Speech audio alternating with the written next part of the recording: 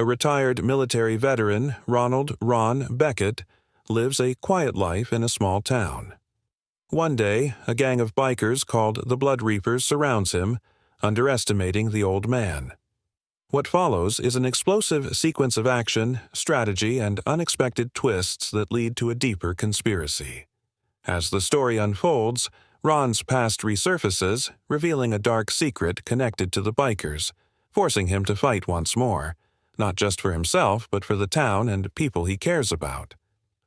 The diner smelled of grilled meat, fresh coffee, and a hint of burnt toast. It was the kind of place that had seen better days but still stood firm, like an old soldier refusing to retire. The wooden booths creaked under the weight of regulars, and the neon sign outside buzzed erratically, flickering with stubborn life. It was a slow afternoon, and the usual crowd occupied their familiar spots.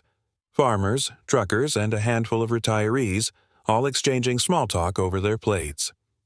Ron Beckett sat alone in the corner, nursing a cup of coffee that had long gone lukewarm.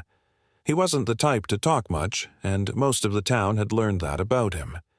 His hands, weathered with age and experience, rested on the ceramic mug, his grip firm but relaxed.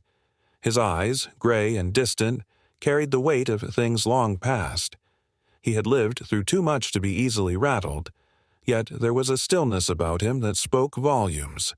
He was just another old man in a town where people didn't ask. Then the roar of motorcycle engines shattered the peace. The sound started as a distant rumble, like thunder rolling in from the mountains. It grew louder, more aggressive, until it became an unmistakable presence outside. A group of bikers pulled up to the diner, their exhaust pipes growling like wild animals marking their territory. They parked haphazardly, their boots crunching against the gravel as they dismounted. Leather jackets, skull patches, and the scent of cigarettes followed them as they strutted toward the entrance. The door swung open with a force that sent the little bell above it clanging wildly. The entire diner seemed to shrink as the gang stepped in, their presence a dark cloud over the light chatter. People lowered their heads, their conversations reduced to whispers. The waitress behind the counter stiffened, gripping the coffee pot a little tighter. Ron watched them without moving. He had seen men like these before. Many times, in many places, under different names. They walked with the confidence of men who thought they owned the world, the kind who mistook fear for respect. The leader, a man with a scar cutting across his cheek, took a long look around the room before sneering. "Looks like a friendly little place." No one responded. He sauntered toward the counter, his boots heavy against the linoleum floor. He tapped the counter with his knuckles, demanding attention. "Coffee, and don't water it down." The waitress hesitated before pouring him a cup, her hands barely steady. The leader smirked as he took it, sipping loudly before grimacing. "Tastes like mud," he muttered, dumping half of it on the floor. The liquid splattered, darkening the pale tiles. He grinned at the mess, daring someone to speak up. Ron remained silent, his eyes steady on the scene. The other bikers chuckled, feeding off their leader's bravado. One of them, a thick-set man with a chain hanging from his belt, turned toward an elderly farmer at a nearby booth. "Hey, old man," he said, reaching for the farmer's untouched pie. "You don't mind, do you?" The farmer's hands trembled as he withdrew, shaking his head quickly. "See? No problem." The biker took a messy bite, crumbs falling onto his jacket. The air in the diner grew heavy. This wasn't just about coffee or pie. This was about control, about establishing dominance. Ron sighed inwardly. He had promised himself he wouldn't get involved. Not anymore. He had walked away from a life of violence, from battles that left scars deeper than any knife could carve. But some things were hard to ignore. The leader must have sensed something because his eyes landed on Ron. Unlike the rest of the diner, Ron hadn't cowered or looked away. He simply sat there, his expression unreadable. "You got a problem, Grandpa?" the leader asked, his voice laced with amusement. Ron lifted his cup, took a slow sip, and set it down. "No problem." The leader smirked. "Good. I wouldn't want to ruin your retirement." The other bikers laughed, the tension in the room thickening. But Ron remained as he was, calm as a still lake before a storm. Then, as if deciding he wasn't entertained enough, the leader turned to his men. "Let's take this party outside." They left as noisily as they had arrived, but before exiting, one of them slapped the coffee pot out of the waitress's hand, sending it crashing to the floor. She flinched, her breath caught in her throat. The gang laughed as they pushed open the door. The diner exhaled, the silence that followed almost deafening.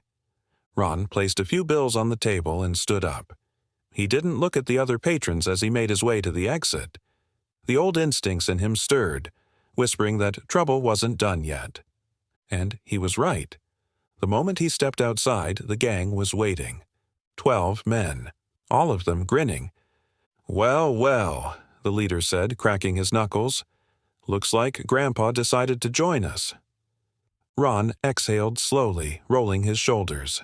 He wasn't angry, nor was he afraid. He had been hoping for a quiet afternoon. But life had other plans. The bikers spread out, forming a loose semicircle around him. Their leader, the one with the scar, stepped forward, sizing Ron up like a wolf studying prey. "You know," he mused, "most folks around here know when to mind their own business." Ron glanced at the man, then at the others. He had seen this routine before. He had been on both sides of it, once upon a time. He knew exactly how this would play out if he let them dictate the terms. He sighed. "Last chance," he said evenly. "Walk away." Scarface chuckled, turning to his crew. "Did you hear that? Old-timer thinks he's got a say in this." The laughter echoed in the empty lot, but Ron didn't flinch. He had been in worse situations. Outnumbered, outgunned. This was just another day in a life he thought he had left behind. Scarface rolled his shoulders, cracking his neck. "Well, Grandpa, let's see what you got." Ron's grip tightened slightly. Then he moved. The cool evening air carried the scent of oil and asphalt, mingling with the distant aroma of fried food from the diner. The neon sign buzzed behind Ron as he stepped outside, his boots crunching against the gravel. The town's quiet had been shattered, replaced by the growl of engines and the low murmurs of men who thrived on intimidation. 12 bikers stood in a loose semicircle, their leather-clad bodies forming a wall of muscle and arrogance. Their leader, Scarface, stood at the center, flexing his fingers as though preparing for a warm-up.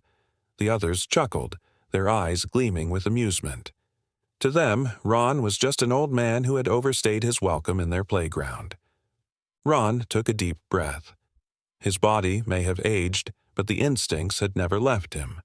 Every footstep, every stance, every movement the bikers made, it was all data being fed into a part of his brain that had never forgotten how to fight. "You deaf, old man?" one of the bikers sneered. "You're supposed to be scared." Ron didn't respond. Scarface took a step forward, rolling his neck until a loud crack echoed through the air. "I'll make this quick," he said, the corner of his mouth twisting into a smirk. "I don't like breaking geriatrics too much." The bikers laughed, their confidence thick enough to choke the night air. Ron remained still, his hands resting at his sides. He had seen this kind of bravado before, in younger men who thought brute force was everything. The problem with men like them was that they had never encountered someone like him. Scarface spread his arms. "Tell you what, old-timer, get on your knees, apologize for acting tough, and maybe I'll let you walk out of here with just a few bruises." Ron exhaled through his nose. "You talk too much." A flicker of irritation crossed Scarface's face before he grinned. "Tough guy, huh?" He turned to his men. "What do you think, boys? Maybe we should help Grandpa find his way home." The bikers shifted, spreading out just enough to block any escape routes. The gravel crunched beneath their boots. Ron counted them. 12 opponents, all with varying stances, but none trained. They were brutes, brawlers, men who had won fights through sheer numbers and force. They had no idea what was coming. Scarface's patience finally ran out. He lunged forward, swinging a meaty fist aimed for Ron's face. Ron moved. It wasn't a step, nor a dodge. It was efficiency distilled into a single action. He pivoted on his left foot, tilting his body just enough to let Scarface's fist sail past his ear. At the same time, Ron's right arm shot up, catching Scarface's wrist and twisting it sharply. A sickening pop followed. Scarface howled, stumbling backward, clutching his dislocated wrist. The laughter stopped. For the first time that night, the bikers hesitated. The amusement drained from their faces as Scarface's pain filled the air. Ron straightened, flexing his fingers. His body had moved on instinct, just as it had in countless encounters before. The movements were burned into his muscles, sharper than ever. One of the bikers snapped out of his shock and charged, swinging a chain from his belt. Ron stepped forward, ducking beneath the chain's arc. With a swift movement, he grabbed the biker's wrist and yanked him forward, using the man's momentum against him. The biker crashed into the gravel face first, his weapon clattering beside him. Another came from Ron's right, aiming for his ribs with a boot. Ron sidestepped, catching the man's leg mid-kick. A simple twist sent the biker toppling sideways, landing hard with a grunt. A third tried to grab Ron from behind. Ron reacted before the hands could touch him. He pivoted sharply, driving his elbow into the man's gut. The biker doubled over, wheezing, and Ron followed up with a precise chop to the back of the neck. The man crumpled. The remaining bikers hesitated. Ron took a step forward. The ones still standing exchanged glances. They had walked into this fight expecting an easy beatdown. Instead, their numbers had been reduced within seconds, and the so-called frail old man before them hadn't even broken a sweat. Scarface, still cradling his arm, spat on the ground. "What the hell are you?" he snarled. Ron tilted his head slightly. Just a man who wanted some peace and quiet. The bikers shifted uneasily. The arrogance was gone, replaced by something else. Uncertainty. Ron eyed them. He could finish this. He could dismantle every single one of them before they knew what hit them. But he didn't want a war. He let the silence stretch before finally saying, "Walk away." Scarface's breathing was ragged, his face twisted with humiliation. His pride wouldn't let him back down, not in front of his men. "You think this is over?" he spat. "You just made the biggest mistake of your life." Ron exhaled. He had heard those words before. Scarface motioned to his men. "Let's go." One by one, the bikers backed away, dragging their injured with them. They mounted their bikes, engines growling back to life. But before they rode off, Scarface turned to Ron, his eyes promising retribution. "You don't know who you just pissed off, old man." Ron held his gaze. "I don't care." Scarface's scowl deepened before he revved his engine and peeled out of the lot, his gang following. As the dust settled, Ron remained standing in the parking lot, his hands steady, his heart rate even. He watched their taillights disappear into the night. Then, finally, he sighed. Trouble had found him once again. And this time, it wasn't going to leave quietly. The night was supposed to be over. The fight should have ended with Scarface and his gang leaving. But trouble had never been that simple. Ron stood in the parking lot, watching the last of the bikers disappear into the night, their roaring engines fading like distant thunder. He let out a slow breath, willing the tension in his muscles to fade. Then he heard it, the unmistakable growl of engines returning. Ron turned. Headlights flared in the distance, slicing through the darkness like hunting eyes. Dust swirled as the tires of multiple motorcycles skidded back into the lot. The Blood Reapers weren't done. If anything, they were angrier. Scarface wasn't leading them this time. Instead, a taller, bulkier man stepped off the first bike, his movements slow and deliberate. A scar ran across his bald head, disappearing under the collar of his leather jacket. His knuckles were wrapped in tape, scarred from too many street fights. His presence alone was enough to shift the atmosphere. Ron exhaled. Reinforcements. The gang had called for backup. The big man cracked his neck as he stepped forward, his heavy boots thudding against the asphalt. He surveyed the scene, the injured bikers groaning on the ground. The ones who had left now returned with more numbers. Ron counted at least 15 now. "You must be the one who embarrassed my boys," the big man said, his voice gravelly. He rolled his shoulders. "I'm not as patient as Scarface." Ron said nothing. He had no interest in playing their games. The big man smirked. "Name's Knox." He extended his arms as if embracing the night. "Welcome to your last mistake." A biker lunged at Ron from the side. Ron moved before the man even got close. A simple sidestep, a twist, and a sharp elbow to the man's temple sent him crumbling to the ground. The gang barely had time to register what happened. Another came at him, swinging a tire iron. Ron ducked, letting the weapon pass an inch over his head. Before the biker could recover, Ron stepped in, grabbed the man's wrist, and twisted hard. The tire iron clattered to the ground. A swift knee to the ribs sent the biker gasping to the pavement. The gang froze. Ron exhaled. "Last warning, walk away." Knox grinned. "Or what?" Ron's response was movement. He stepped forward with explosive speed, faster than any of them had expected.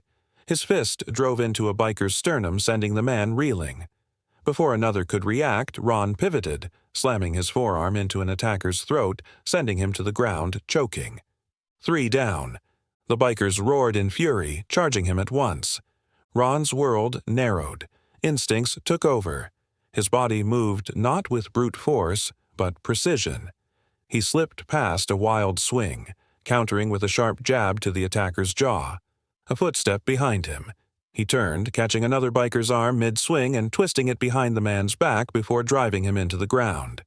The fight was chaos, but Ron was order. One biker rushed him with a knife. Ron angled his body, letting the blade slice through empty air. He grabbed the attacker's wrist and drove his other hand into the man's elbow joint. The knife clattered to the ground. A quick palm strike to the nose, and the biker collapsed. Knox finally moved. He stepped in with surprising speed for a man of his size, throwing a heavy punch aimed at Ron's ribs. Ron blocked, but the sheer force of the strike sent a shock through his forearm. The man was strong. Knox threw another punch. Ron dodged. Another came, faster than before.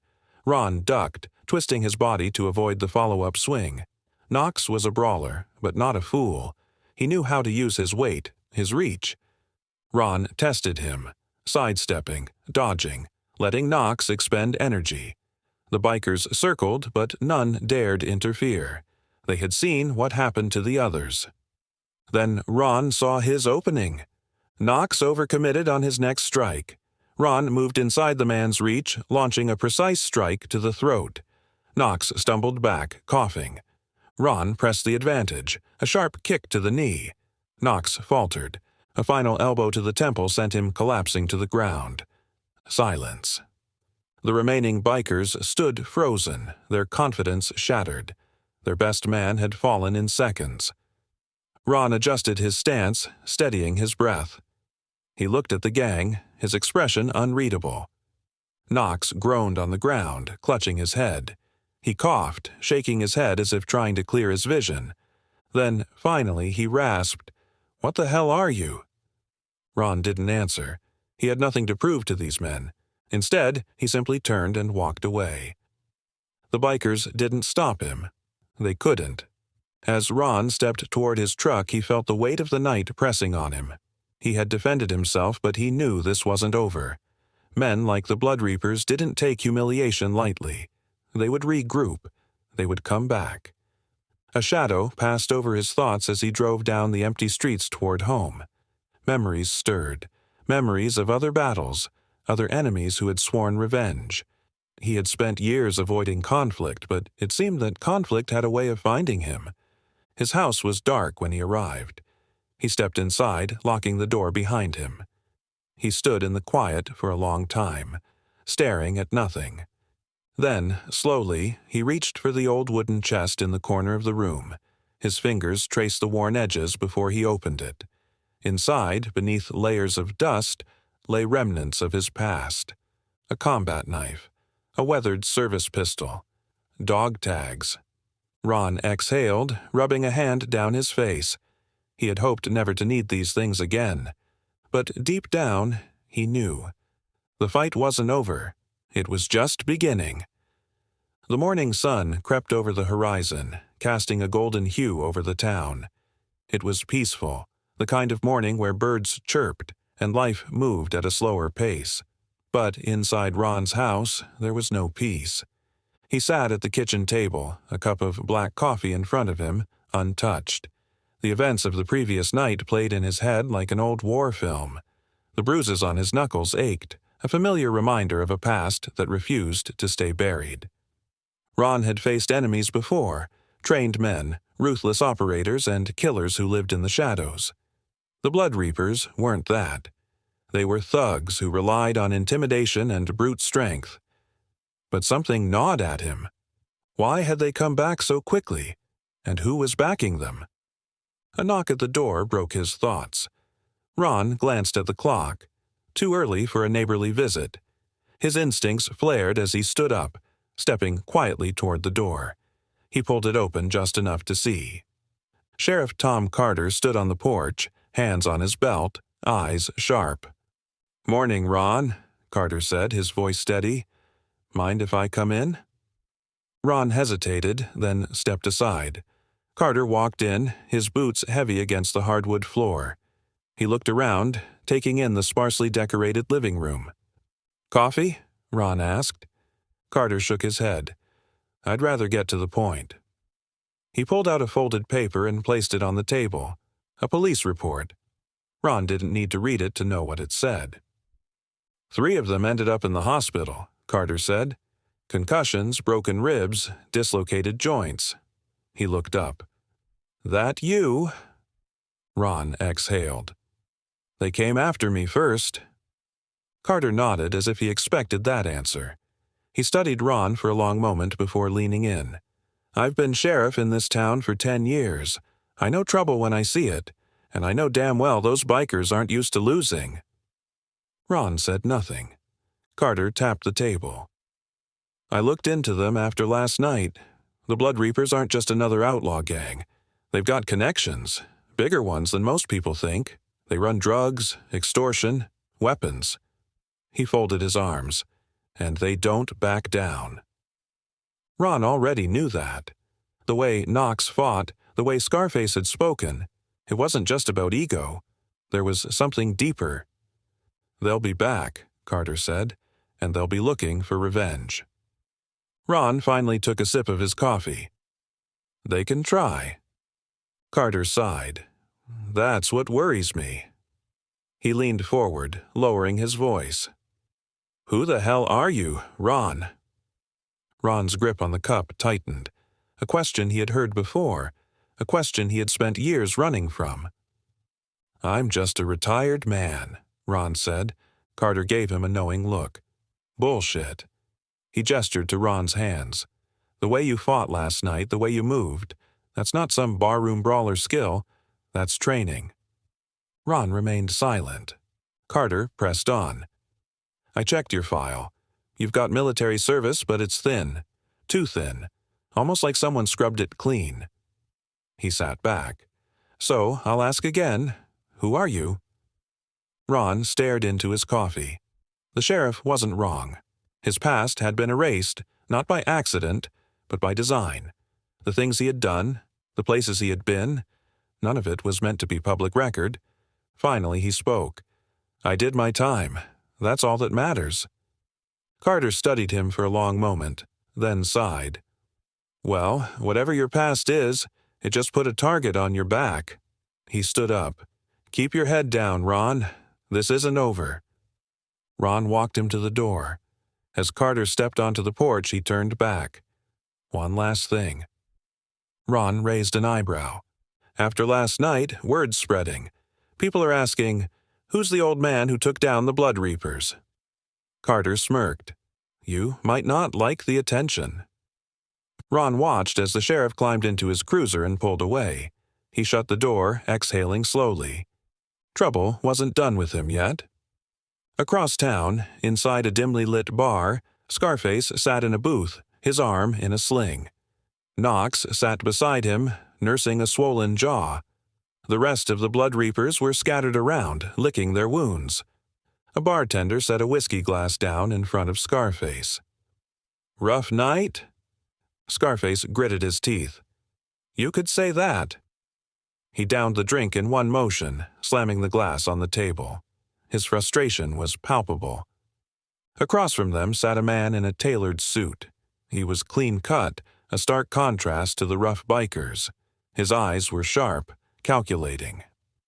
"So," the man said, swirling his own whiskey, "one old man did this?" Scarface nodded, his jaw tightening. "He's not normal. Moves like a damn ghost."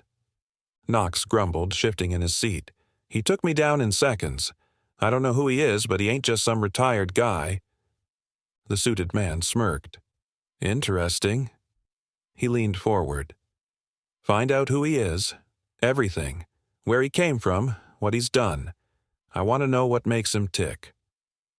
He took a slow sip of his drink before setting it down with a soft clink.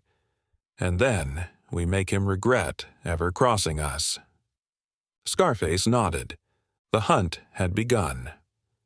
Back at his house, Ron sat on the edge of his bed, rubbing a hand down his face. The aches in his body were reminders that he wasn't as young as he once was. But the instincts, they were still sharp. He stood up and crossed the room, stopping in front of an old wooden chest. For years it had remained closed, a relic of another life. Now he reached down and flipped the lid open. Inside, neatly arranged beneath a thin sheet of cloth, were the tools of his past. A combat knife, still sharp despite the years. A weathered service pistol. A faded set of dog tags. Ron picked up the knife, feeling its weight in his palm. He had promised himself he wouldn't need these things again. But deep down, he knew. He wasn't done, and neither were they. The town had settled into its usual rhythm, but Ron knew better. The calm was an illusion, a pause before the storm. The Blood Reapers weren't the type to accept humiliation and move on. They would return, and this time they wouldn't come alone. Ron spent the morning reinforcing his home. Old habits died hard. He checked the locks, replaced a few aging bolts, and adjusted the wooden planks over his back fence. His property wasn't a fortress, but it didn't need to be. He just needed enough warning if trouble came knocking. Then it did. A convoy of motorcycles rolled into town around noon. Not a dozen like before. This time there were over 20. Their engines roared as they lined up outside the bar, chrome glinting under the sun. The newcomers were different, too. Their jackets bore the same Blood Reapers insignia, but their stance, their presence, it was heavier, more controlled. These weren't just local thugs. These were the real enforcers. Ron watched from a distance, leaning against his truck outside a hardware store.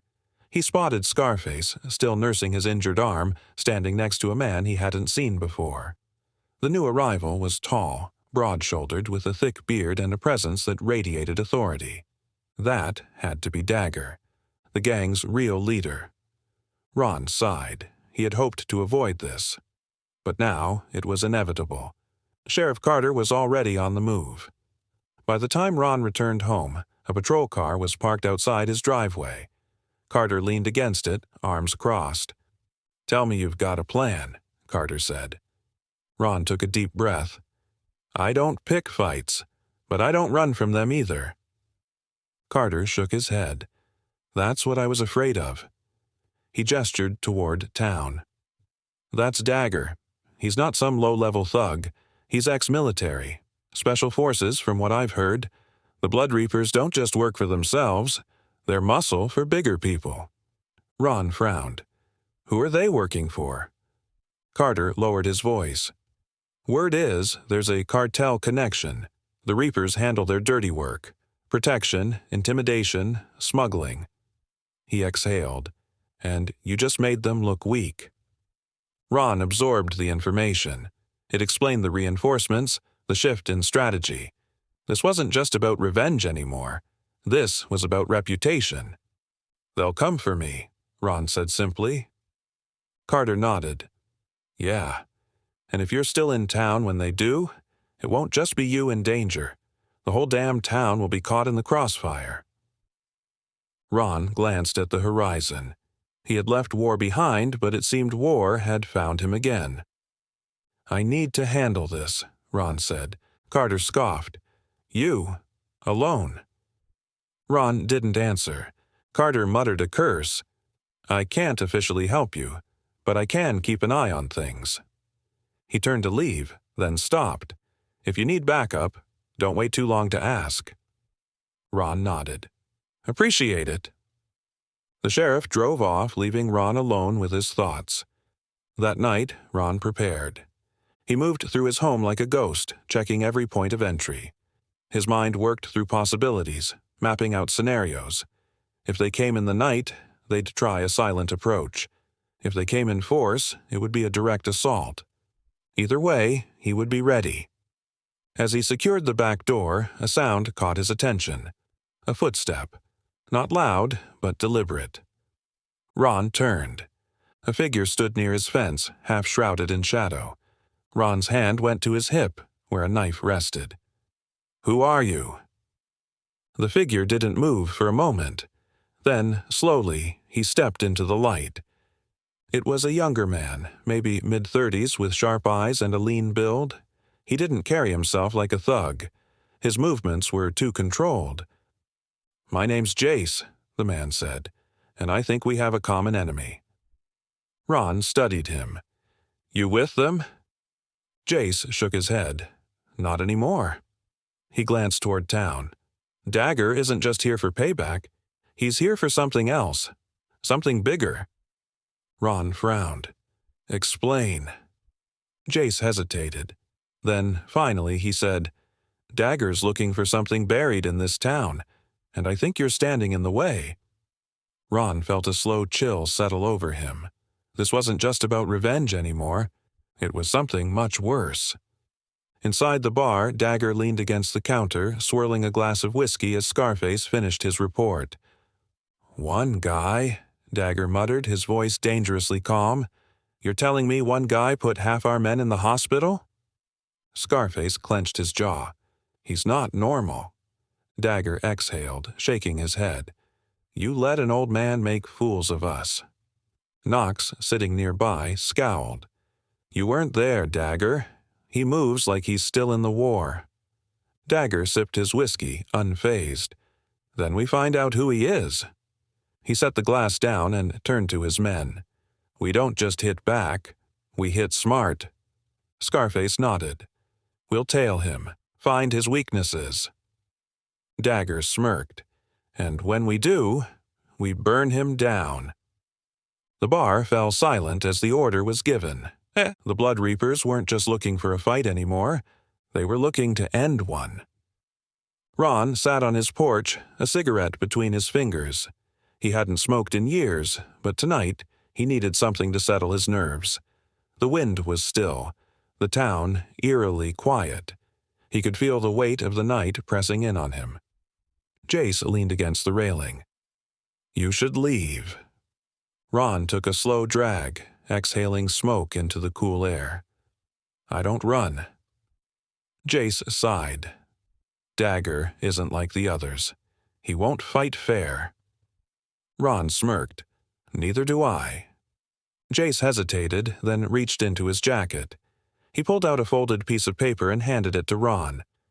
"This is everything I know. Their movements, their contacts. If you really want to stop them, you'll need more than just your fists." Ron unfolded the paper, scanning the information. Jace had been close, too close, to the Blood Reapers. He knew their secrets. Ron looked up. "Why are you helping me?" Jace's expression darkened. "Because I've seen what they do to people who get in their way." He stepped back into the shadows. "And I don't want to be one of them." Ron watched him go, then looked down at the paper in his hands. The fight was coming, and now he had a way to end it. Ron sat in his truck, gripping the steering wheel as he processed everything Jace had told him. The Blood Reapers weren't just after revenge. They were looking for something buried in this town, and somehow Ron was connected to it. He had spent years avoiding his past, but now it seemed his past had come looking for him. He exhaled and looked at the paper Jace had given him. It contained details of the Blood Reaper's movements, supply routes, and even a list of names, some familiar, some unknown. But one name stood out: Cyrus Vance. Ron's hands tightened around the paper. It couldn't be. He hadn't heard that name in over 3 decades. If Cyrus was involved, then this was far worse than a gang problem. Night fell, and Ron knew he couldn't wait. He had to confirm it himself. He drove toward the outskirts of town where the Blood Reapers had set up their temporary base in an abandoned warehouse. It was a risky move, but he wasn't planning to fight, just to watch, to listen. Parking a distance away, he moved silently through the shadows, his steps precise, controlled. He had done this too many times before. The warehouse was dimly lit, and through a gap in the metal siding he saw them: Dagger, Knox, Scarface, and a few others. But then his eyes landed on someone else. A man in his late 50s, tall and lean, with sharp features and a scar running down the left side of his face. His hair was grayer than Ron remembered, but there was no mistaking him. Cyrus Vance. Rage bubbled in Ron's chest. He had fought alongside Cyrus once, back in the days of Black Ops missions that never made it into the history books.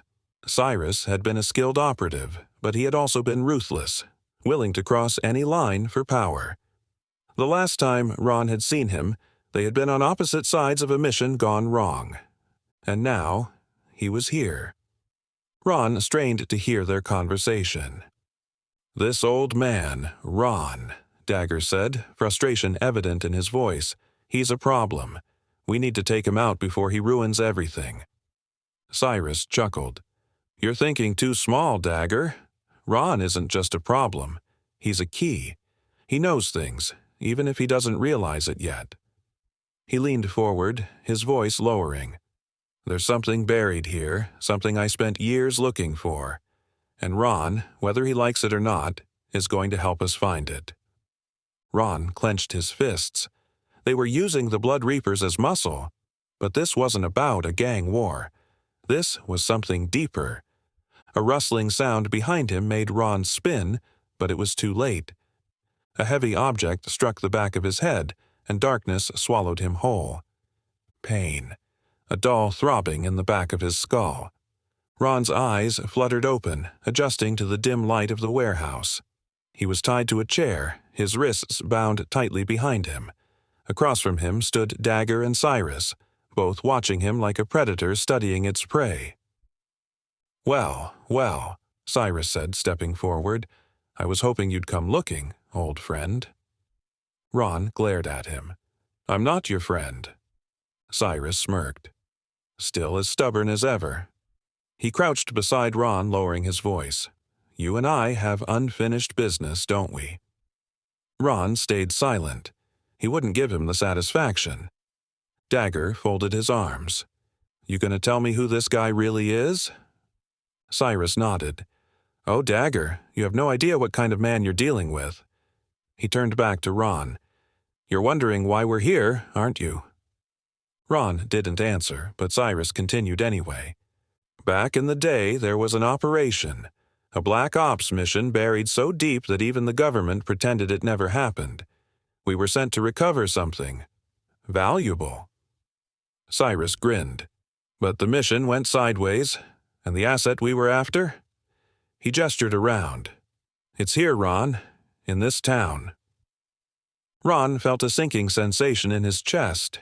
He had buried that part of his past, convinced it would never come back. But now, Cyrus was here, and that meant the nightmare wasn't over. Dagger sighed. "Enough with the history lesson.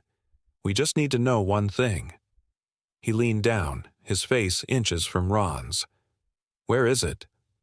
Ron stared back, unflinching. "I don't know what you're talking about." Dagger's patience snapped. He grabbed Ron's collar, yanking him forward. "Wrong answer." Before he could strike, Cyrus raised a hand. "Easy, Dagger. Ron isn't going to talk with threats. He needs incentive." Cyrus stepped back and gestured toward the warehouse doors. A moment later, two bikers dragged someone inside. Ron's stomach twisted. Jace. The younger man was beaten, blood dripping from a gash on his forehead. They forced him to his knees beside Ron. "You care about people, Ron," Cyrus said. "Always have. So, let's make this simple." He pulled a pistol from his coat, aiming it at Jace's head. "Tell me where it is, or I pull the trigger." Ron's mind raced. He had no idea what Cyrus was after, but one thing was clear. Cyrus thought he did, and Jace was going to die if he didn't play this right. Ron's jaw tightened. "You've made a mistake, Cyrus." Cyrus raised an eyebrow. "Oh?" Ron exhaled, calculating. "I don't know where it is." His eyes flicked toward Jace. "But I know how to find it." Cyrus studied him for a long moment, then smiled. "That's more like it." He holstered his pistol. "You're going to help me, Ron, and if you try anything—" He patted Jace's shoulder. "Well, I think you understand." Ron remained silent, his mind already working through a plan. He needed to get out of this, and fast, because if Cyrus was after what Ron thought he was, then this town was in far greater danger than anyone realized. The air inside the warehouse was thick with tension. The dim lights flickered overhead, casting long shadows that stretched across the concrete floor. Ron sat in the chair, his wrists bound behind him, his mind working at full speed. Cyrus stood in front of him, smug as ever. The years hadn't changed him. He was still the same cold, calculating man Ron had known back in the service. The difference was, back then, they had been on the same side. Now, they weren't. "You always were a tough bastard, Ron," Cyrus said, pacing. "That's what made you valuable." He turned to Dagger, gesturing toward Ron. "You think this guy is just some old vet? Let me tell you something. He's the real deal. A ghost. A man who walked away from wars no one even knew happened." Dagger scoffed. "So what?" He pulled out a knife, twirling it between his fingers. "Even ghosts bleed." Cyrus smirked, but didn't respond. He knelt in front of Ron, lowering his voice. "You know what we're looking for, don't you?" Ron didn't answer. Cyrus sighed. "I'll refresh your memory. 30 years ago there was an operation called Project Ironclad, a black ops retrieval mission, classified at the highest levels." He tilted his head. "Ring any bells?" Ron remained still, but his heartbeat quickened. He did remember. The mission had been one of the most dangerous he had ever been a part of. A secret facility, a stolen asset, and a betrayal that had left men dead. "We weren't retrieving weapons," Cyrus continued. "Not in the traditional sense." He leaned in. "It was intelligence. Files, research, things that could change the balance of power." Ron exhaled through his nose. "That mission was burned. Everything was wiped." Cyrus grinned. "Not everything. Turns out some of it was moved, right before the operation collapsed. And guess where it ended up?" He spread his arms. "Right here, in this quiet little town." Ron's mind raced. If that was true, then this town was sitting on a powder keg. The Blood Reapers weren't just running drugs or extorting businesses. They were searching for something that could shift global power. Dagger lost patience. "Enough talk." He grabbed Ron's collar. "Tell us where it is, old man." Ron stared into Dagger's eyes, unflinching. "You think I'm afraid of you?" Dagger snarled and raised his fist. Before he could strike, a loud crack rang through the warehouse. Gunfire. The bikers turned, startled.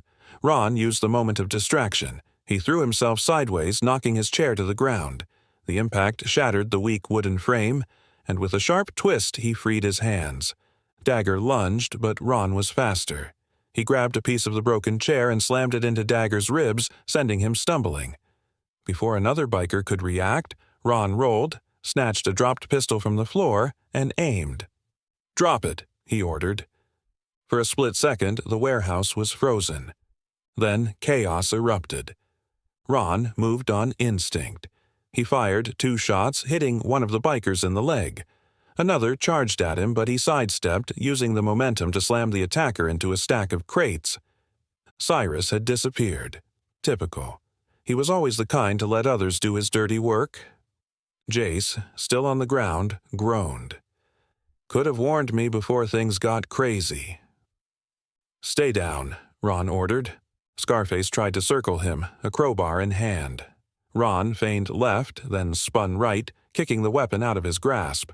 He followed up with a sharp elbow to the man's jaw, sending him crumbling to the floor. More gunfire erupted outside. Carter. Ron grabbed Jace by the arm and pulled him up. Move! They ran through the side exit, emerging into the cool night air. Carter's patrol car was parked at an angle.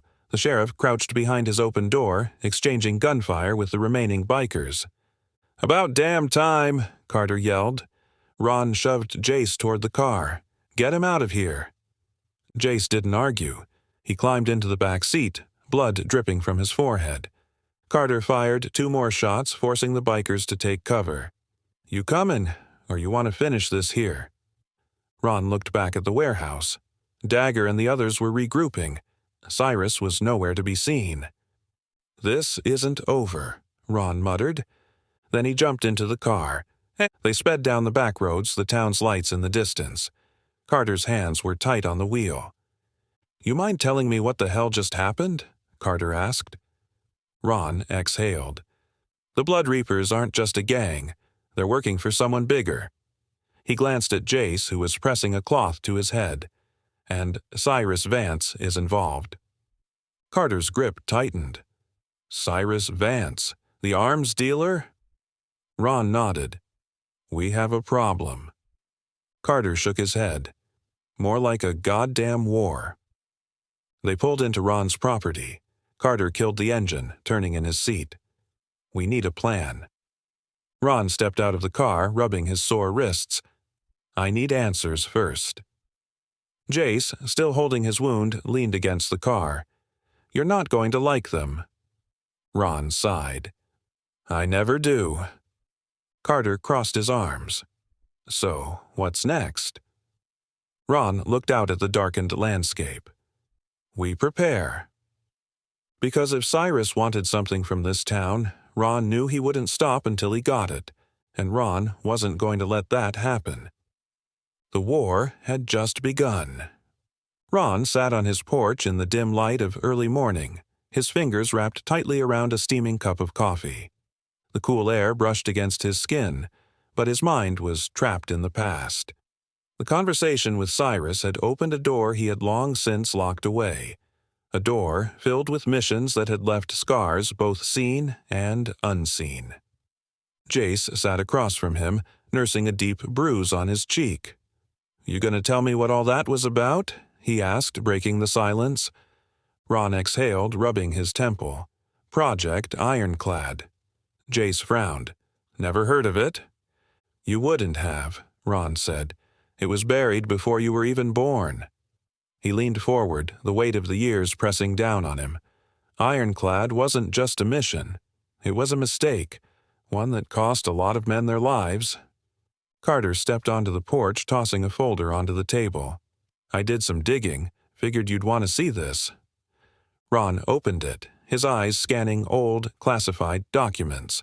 Grainy photos, maps, reports stamped with top secret. The words blurred together, but one name stood out. Cyrus Vance. "Back then," Ron began, flipping through the pages, "Cyrus and I were on the same unit. Our orders were simple: retrieve a package from an off-the-books facility overseas." He paused. "But we weren't the only ones after it." Jace listened intently. Carter leaned against the railing, arms crossed. "The place was a bloodbath," Ron continued.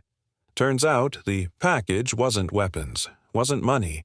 It was information. Files, records, things that could expose powerful people." He ran a finger over one of the grainy photos. "And Cyrus, he had his own plans." Carter frowned. "You saying he double-crossed you?" Ron nodded. He didn't want the files destroyed. He wanted them for himself. thought he could use them as leverage, maybe sell them to the highest bidder. His jaw clenched. I stopped him. Jace leaned in. How? Ron let out a slow breath. By making sure those files disappeared. Carter picked up a page. Then why is he here, Ron? Ron's hands tightened into fists. Because he thinks they're still out there. And worse, he thinks I know where they are. The memories came flooding back. The humid jungle, the sound of gunfire echoing in the distance, the scent of burning documents as Ron set them ablaze. The mission had gone south fast. Local insurgents had been tipped off, and before they could extract the package, they were ambushed. The unit had lost 6 men that day. And Cyrus? He had barely made it out alive. When they had regrouped at the extraction point, Cyrus had accused Ron of betrayal. He had called Ron a fool for destroying the only leverage they had, but Ron had followed orders. He had burned every piece of information to keep it from falling into the wrong hands. Or so he had thought. Now, decades later, Cyrus was back, and that meant one thing. Someone had lied. Ron stood, pacing. We need to figure out what Cyrus is after. Jace shifted. You really think those files are still here? After all these years? Ron shook his head. I don't know. But if Cyrus believes they are, then we have to assume he's going to tear this town apart to find them. Carter exhaled, rubbing his temples. We need to move fast. Jace hesitated. I might know someone who can help. Ron turned to him. Who? Jace glanced toward the road. An old contact. He ran with the Reapers years ago but got out. If anyone knows what Cyrus is planning, it's him. Carter shot Ron a look. You trust this guy? Jace shrugged. More than I trust anyone else in that gang. Ron studied Jace for a long moment, then nodded. Set up a meet. The bar on the outskirts of town was quiet, the kind of place where people kept to themselves. The neon sign flickered weakly as Ron, Jace, and Carter stepped inside. A man sat in the corner, a scar running down his jawline, his eyes sharp and watchful. As they approached, he set his glass down and smirked. Well, the man said. Didn't think I'd see you again, Jace. Yeah, well, Jace muttered, sliding into the seat across from him. We need information, Knox. Knox studied Ron. And who's the old guy? Ron pulled out a chair. The one who's going to make sure you don't get yourself killed. Knox chuckled. Fair enough. He leaned back. I assume this is about Cyrus. Jace nodded. Knox's smirk faded. Then you boys have a problem. Carter leaned in. What kind of problem? Knox sighed. Cyrus isn't just here for revenge. He's here for something big. Word is, he's got contacts way higher up than just the Reapers. People with money, power, people who want what he's looking for. Ron's jaw tightened. And if he finds it? Knox shrugged. Then this town becomes collateral damage. A heavy silence fell over the table. Ron exhaled. Then we make sure he doesn't. Knox studied him for a moment before nodding. If you're serious about stopping him, I might know where he's looking next. Ron narrowed his eyes. Where? Knox tapped his fingers on the table. There's an old storage site. Used to be military property, shut down years ago. Some of the old Reapers say it's where the secret is hidden. He chuckled. But then again, people say a lot of things. Ron exchanged a glance with Carter. It was their only lead. As they left the bar, Ron felt the weight of the past pressing down on him. This wasn't just about some old files. This was about unfinished business. A ghost from a war that had never truly ended. Jace pulled out his phone. I'll get us the coordinates. But Ron, if this place really has what Cyrus wants, we're walking into a war zone. Ron nodded. Then we'd better be ready for one. He looked out into the darkness. The past had finally caught up with him, and this time there was no running from it. The battle was only beginning. The tension in town was palpable. It had only been a day since Ron and Carter had met with Knox, but already things were changing. Businesses were closing earlier. People walked faster, eyes darting toward every passing motorcycle. The Blood Reapers had made their presence known. Ron stood outside the hardware store, watching as a group of bikers idled across the street, their engines rumbling like distant thunder. They weren't causing trouble, yet, but their message was clear. They were watching. Carter pulled up in his patrol car, stepping out with a look that told Ron things had just gotten worse. "You need to see this." Ron followed him to the sheriff's station. Inside, the air was thick with tension. A few officers stood around a table covered in photos. Carter gestured for Ron to look. The images were of local businesses, smashed windows, slashed tires, threats scrawled in red paint.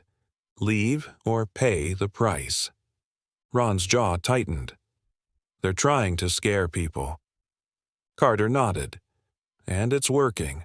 Half the town's already talking about skipping town until this blows over. Jace leaned against the doorway. They're not just intimidating people. They're making a statement. They want control. Ron ran a hand over his face. And if we don't stop them now, they'll get it. That night, Ron took a drive around town. It was quieter than usual. Too quiet. The few remaining open shops had their lights dimmed, their owners watching nervously from inside. Even the bar was nearly empty. As he turned onto Main Street, he saw them. A dozen bikers parked outside a small grocery store, their leader talking to the owner, an older man Ron had seen around but never spoken to. Ron pulled over and stepped out. The leader, a bald man with a jagged scar across his scalp, turned and smirked. Look who it is, the town's so-called protector. Ron ignored him and looked at the store owner. "You all right?" The old man hesitated. His hands were trembling. I don't want trouble." Scarface chuckled. "See? He gets it." He turned to Ron. "You should too." Ron took a step closer, his voice calm but firm. "Leave." Scarface's smirk faded. "You giving orders now, old man?" Ron didn't blink. "I don't repeat myself." The tension crackled like a live wire. The bikers tensed, ready for a fight. Scarface clenched his fists, but before he could make a move, the sound of approaching sirens filled the air. Carter's patrol car screeched to a halt, and within seconds, 2 officers stepped out, hands on their holsters. "Something wrong here?" Carter asked, his tone casual but heavy with warning. Scarface sneered but stepped back. "Nah, Sheriff. Just having a friendly conversation." Carter eyed him for a long moment before turning to the store owner. "You okay, Ed?" Ed nodded quickly. "Fine, Sheriff." Scarface flashed a grin at Ron.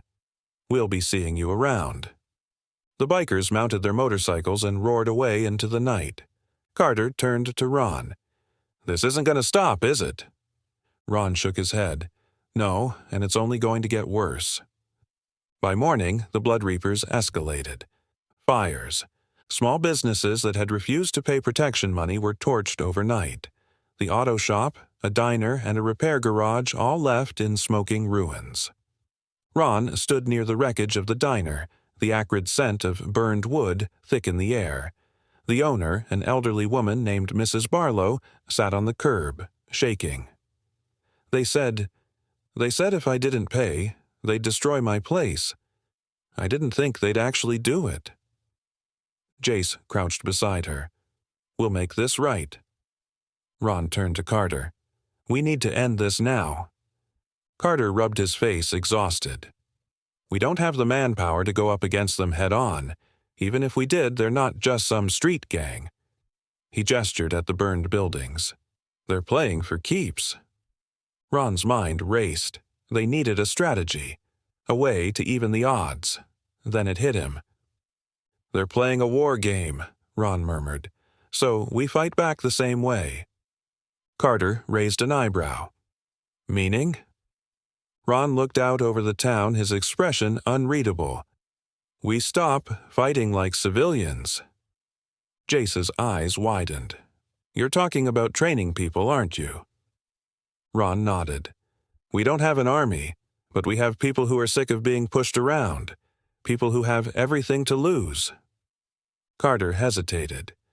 "You're talking about turning civilians into soldiers." Ron turned to him. "You got a better idea?" Silence.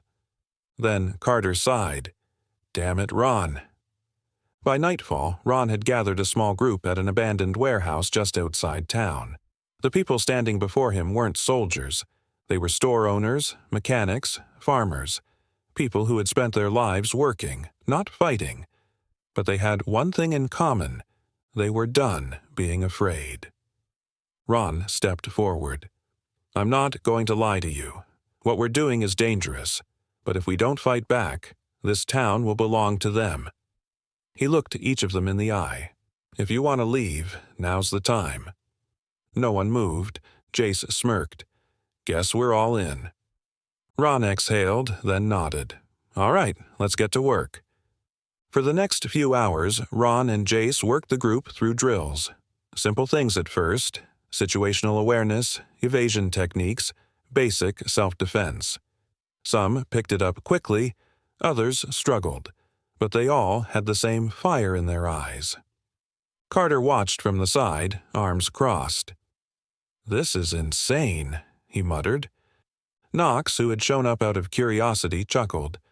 "You ever seen an angry farmer with a shotgun? They might just have a shot." Carter sighed. "I just hope we're not making things worse." Ron overheard and turned to him. "Things are already bad, Sheriff. We either fight back or we let them take everything." Carter met his gaze. Then, slowly, he nodded. Ron clapped his hands together. "All right, that's enough for tonight. We'll pick this up tomorrow." As the townspeople dispersed, Jace stepped up beside Ron. "Think this will actually work?" Ron watched as a few of them lingered, practicing on their own. "It has to. Because if it didn't, the town was as good as lost." The fight for the town had begun. The moon hung low over the town, casting long shadows as Ron drove toward the outskirts. The meeting had been set, but he wasn't sure how it would go. He had been in plenty of negotiations before, some with allies, some with enemies, but this was different. This was about survival. Beside him, Jace checked his gun. "Think he'll show?" Ron nodded. "He'll show. He knows what's at stake." They pulled into an abandoned gas station, its rusted sign creaking in the wind. A lone motorcycle was already parked near the pumps. The man leaning against it took a slow drag of his cigarette before stepping forward. "Knox." "Figured you'd come," Knox muttered, exhaling smoke. "You're not the type to back down." Ron stepped out of the truck, keeping his movements slow and deliberate. "Neither are you." Knox smirked. "Guess we have that in common." He glanced at Jace. "So, what's this about? You looking to put a bullet in me, or are we making a deal?" Ron crossed his arms. "We need your help." Knox chuckled, shaking his head. "Now, that's rich. The guy who knocked out half my crew last year is asking for favors." "This isn't about the past," Ron said. "It's about what's coming.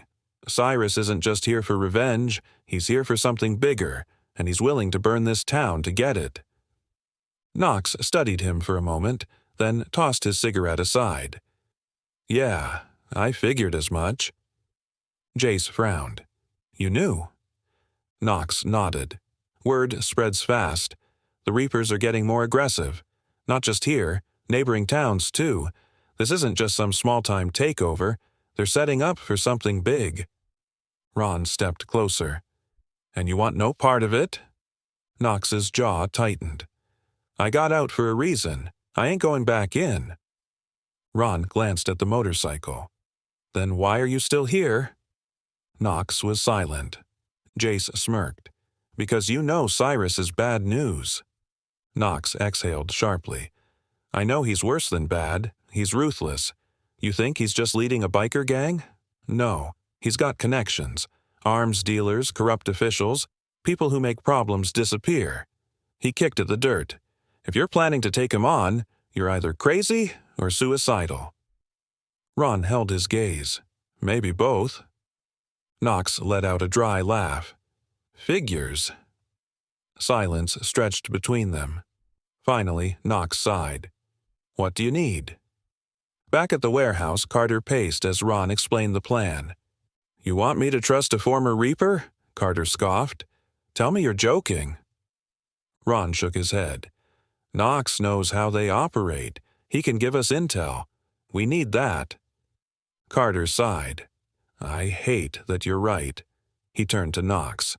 You betray us, I'll personally put you in the ground. Knox smirked. Noted. Ron turned to the small group of townspeople they had started training. We need to move fast. The Reapers are tightening their grip.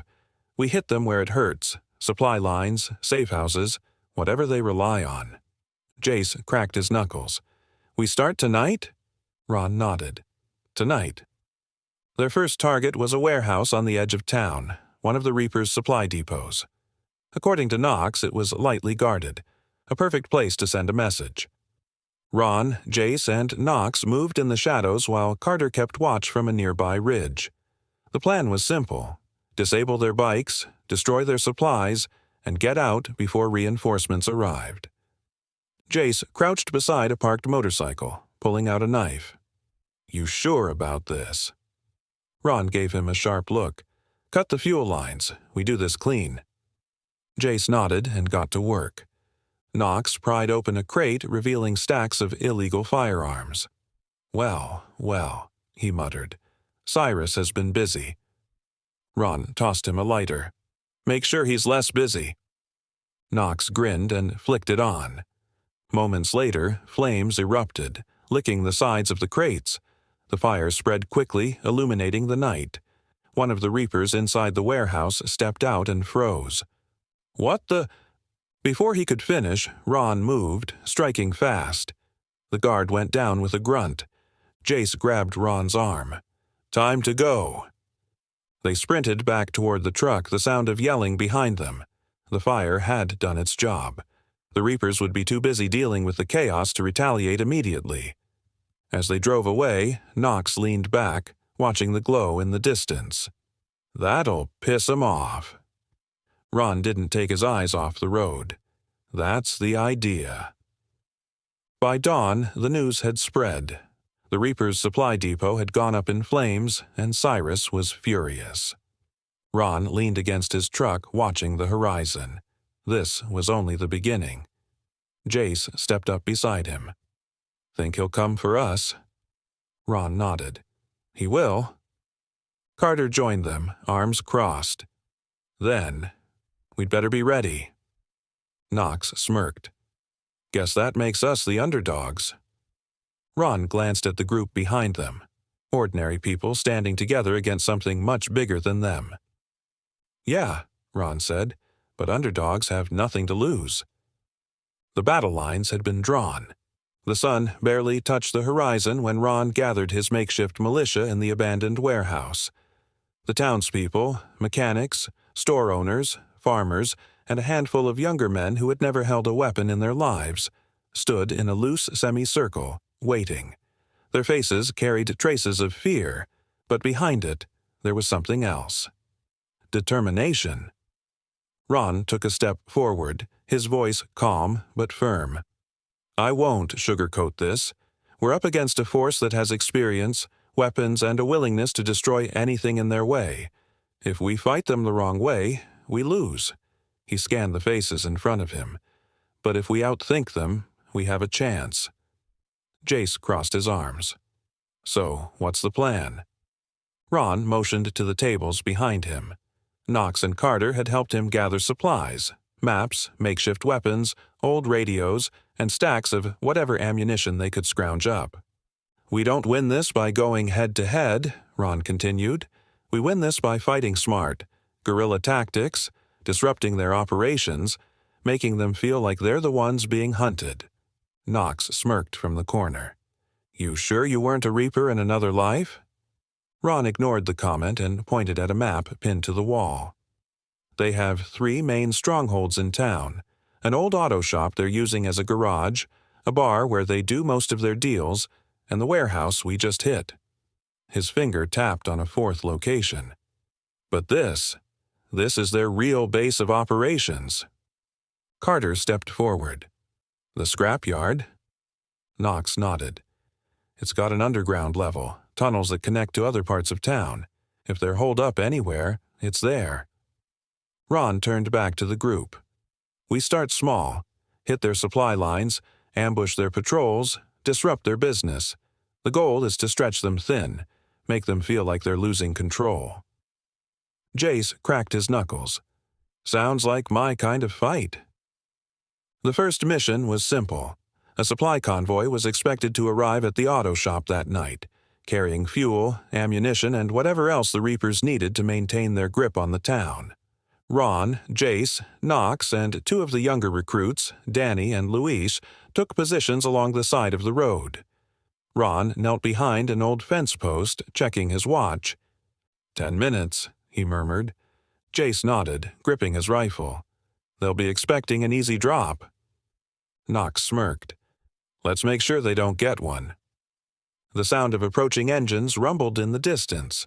2 trucks, one in front and another at the back, escorted by 5 bikers. They were armed, but they looked relaxed, probably assuming no one would be stupid enough to attack them. Ron raised his hand. Wait! The convoy drew closer. The first truck passed the ambush point. Ron dropped his hand. Now! Jace fired first, a shot that took out the lead biker's front tire. The bike skidded sideways, throwing its rider onto the pavement. Chaos erupted. The second truck slammed on the brakes, and before the men inside could react, Knox lobbed a Molotov cocktail under its chassis. Flames erupted. Danny and Luis emerged from their hiding spots, firing carefully aimed shots at the remaining bikers. Within seconds, the convoy was in disarray. The Reapers who weren't hit scattered, realizing they had walked into a trap. Ron moved forward, weapon raised. The remaining bikers threw down their weapons. Tell Cyrus we're not afraid of him, Ron said before signaling for his team to retreat. They melted into the darkness, leaving the wreckage behind. The next morning, retaliation came swift and brutal. A store near Main Street was set on fire. No casualties, but the message was clear. The Reapers weren't backing down. Ron stood outside the burned shop, watching the embers smolder. Carter joined him. They're escalating. Ron nodded. That's what happens when you take power away from people who abuse it. Jace kicked at a piece of charred wood. So, what now? Ron exhaled. We keep going. The next few days were a whirlwind of calculated strikes. Ron's group dismantled a drug shipment at the bar, sabotaged more of the Reapers' bikes, and even managed to intercept a message meant for Cyrus.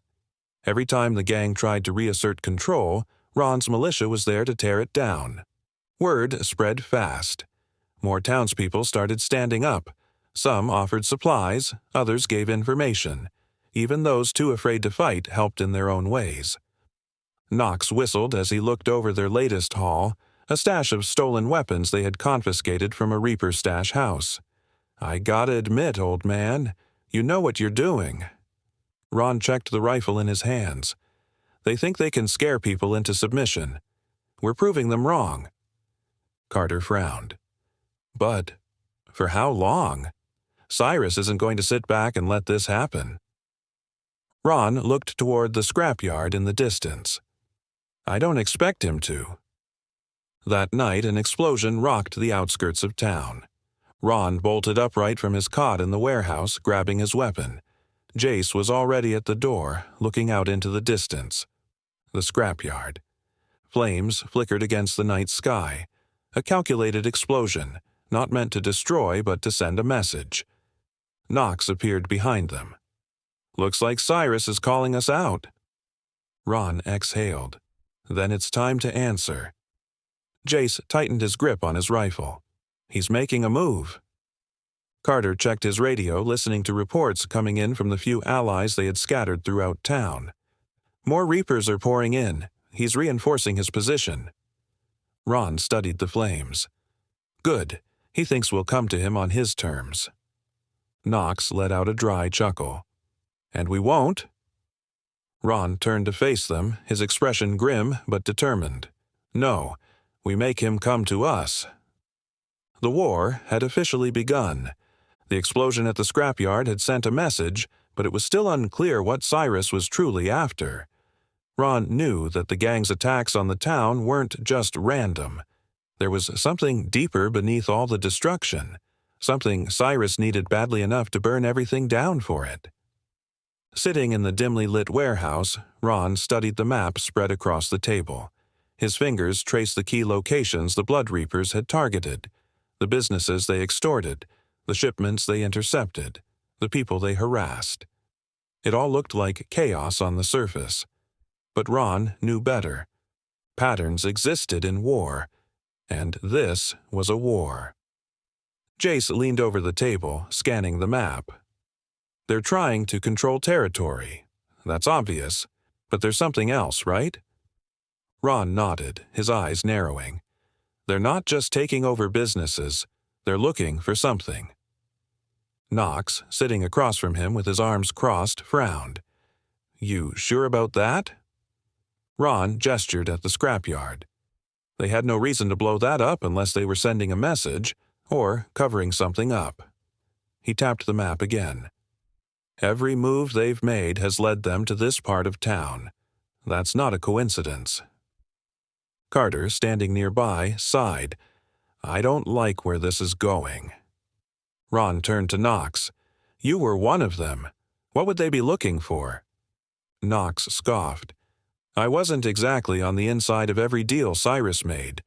He rubbed the back of his neck, thinking. But there were rumors. When I was still running with the Reapers, we kept hearing about something big buried in this town, something worth a fortune. Jace raised an eyebrow. Buried, like money. Knox shook his head.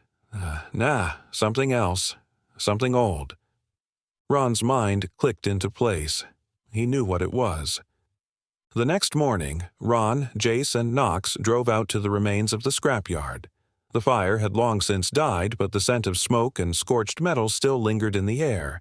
What had once been piles of junk and rusted-out vehicles was now a heap of blackened wreckage. Ron stepped out of the truck, scanning the area. His gut told him that whatever Cyrus wanted, it was here. Knox kicked at a piece of burned scrap. I still don't get it. What could be so important that he'd burn half the town down looking for it? Ron crouched near a partially collapsed section of the yard. Underneath the rubble, something caught his eye. He reached in, pulling out a chunk of concrete. As he moved the debris, a faint metallic glint peeked through the ash. Jace stepped closer. What is that? Ron wiped away the soot, revealing a rusted steel hatch, half buried under the wreckage. Knox whistled. Well, damn. Carter, who had arrived separately, walked up just in time to see what they had uncovered. That looks like... His voice trailed off. Ron nodded. A bunker. After an hour of clearing debris, they managed to pry the hatch open. A staircase led downward into darkness, the air thick with dust and the scent of damp concrete. Ron took the lead, flashlight in hand, as they descended. The deeper they went, the more it became clear that this wasn't just a storage basement. This was something much older. The narrow passage eventually opened into a larger underground room. Shelves lined the walls, filled with rusted crates and faded documents. In the center of the room was a long metal table, covered in maps, papers, and what looked like old radio equipment. Jace exhaled. What the hell is this place? Ron picked up one of the maps, his eyes scanning the faded markings. His gut had been right. This was a wartime bunker, one that predated most of the town's history. But it wasn't just a shelter. It was a command post. Knox ran a hand over one of the crates. The faded letters on the side read, Property of the U.S. Government. Ron's grip tightened. Cyrus isn't looking for money. He's looking for whatever was left down here. Carter frowned. Military surplus? Ron shook his head. No, something bigger. Knox opened one of the crates, revealing rows of carefully packed canisters. His expression darkened. This isn't just old junk. This is restricted gear. Jace stared. You're telling me the government left something behind and now a gang of lunatics wants it? Ron nodded. And if they get it, this town is the least of our problems. Back at the warehouse, they gathered around the table again. The bunker's contents spread out before them. Ron placed a classified document at the center. The edges were frayed, but the text was still clear enough. It was a list of military projects, classified experiments, weapons testing sites, and decommissioned facilities. One of the locations circled was this town. Knox exhaled. I knew Cyrus had big ambitions, but I didn't think he was after something like this. Jace glanced at Ron. What now?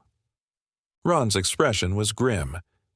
Now, we make sure he never finds it. Carter paced the room. You think he knows about the bunker? Knox nodded. If he didn't before, he does now, and he won't stop until he gets inside. Ron clenched his fists. Then, we make sure that never happens. The next night, they returned to the scrapyard with a plan. While Carter and Jace rigged explosives to seal off the entrance, Ron and Knox kept watch. The wind howled through the skeletal remains of the scrapyard, carrying with it an eerie silence. Then they heard it, the low rumble of approaching motorcycles. Cyrus had figured it out. Ron readied his weapon. We've got company. Knox pulled his gun. Guess it's time for round 2. The Reapers rolled in, their headlights slicing through the darkness.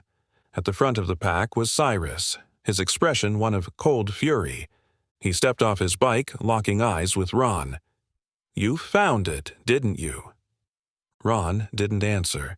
He didn't have to. Cyrus smirked. You really think you can stop me?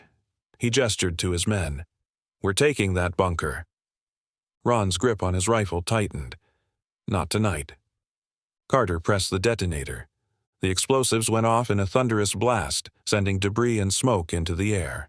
The bunker entrance collapsed in on itself, sealing whatever secrets lay inside. Cyrus's smirk vanished. His fists clenched. You think that changes anything? Ron met his gaze. I think it buys us time. The two men stood in the silence, the tension thick between them. Then Cyrus gave a slow nod. All right, Ron, you want a war? His voice dropped to a growl. You got one. The final battle was coming. The air was thick with tension as Ron sat in the warehouse running through the plan over and over in his mind. The bunker was destroyed, but the Blood Reapers weren't finished. Cyrus wanted that site, and now, without access, he was going to lash out. Ron knew he had one shot to take the fight to him, on his own terms. We need to draw them out, Ron said, looking at the small group gathered before him. Jace, Knox, Carter, and the handful of townspeople who had joined their cause listened intently. Cyrus is smart, Carter said. He won't come running into a trap unless he thinks he has the upper hand. Ron nodded. Exactly. So we make him think he does. Knox leaned forward, arms crossed. You want to bait a pack of rabid wolves into the open? That's suicide. Ron smirked. Not if we control the battleground. Jace cracked his knuckles. I like where this is going. The plan was set. The key to any good ambush was controlling the environment, and Ron had the perfect place, an old industrial district on the outskirts of town. It had once been a thriving manufacturing hub, but now it was nothing more than abandoned warehouses and empty streets. It was the perfect battleground, isolated, full of cover, and, most importantly, a place the Reapers would underestimate. The bait was simple. They would make it seem like Ron and his team were holed up in one of the warehouses with supplies and weapons, vulnerable, and exposed. A few well-placed leaks of information through their contacts in town, and Cyrus would take the bait. Ron stood in the empty factory, watching as Knox and Carter rigged explosives at key points.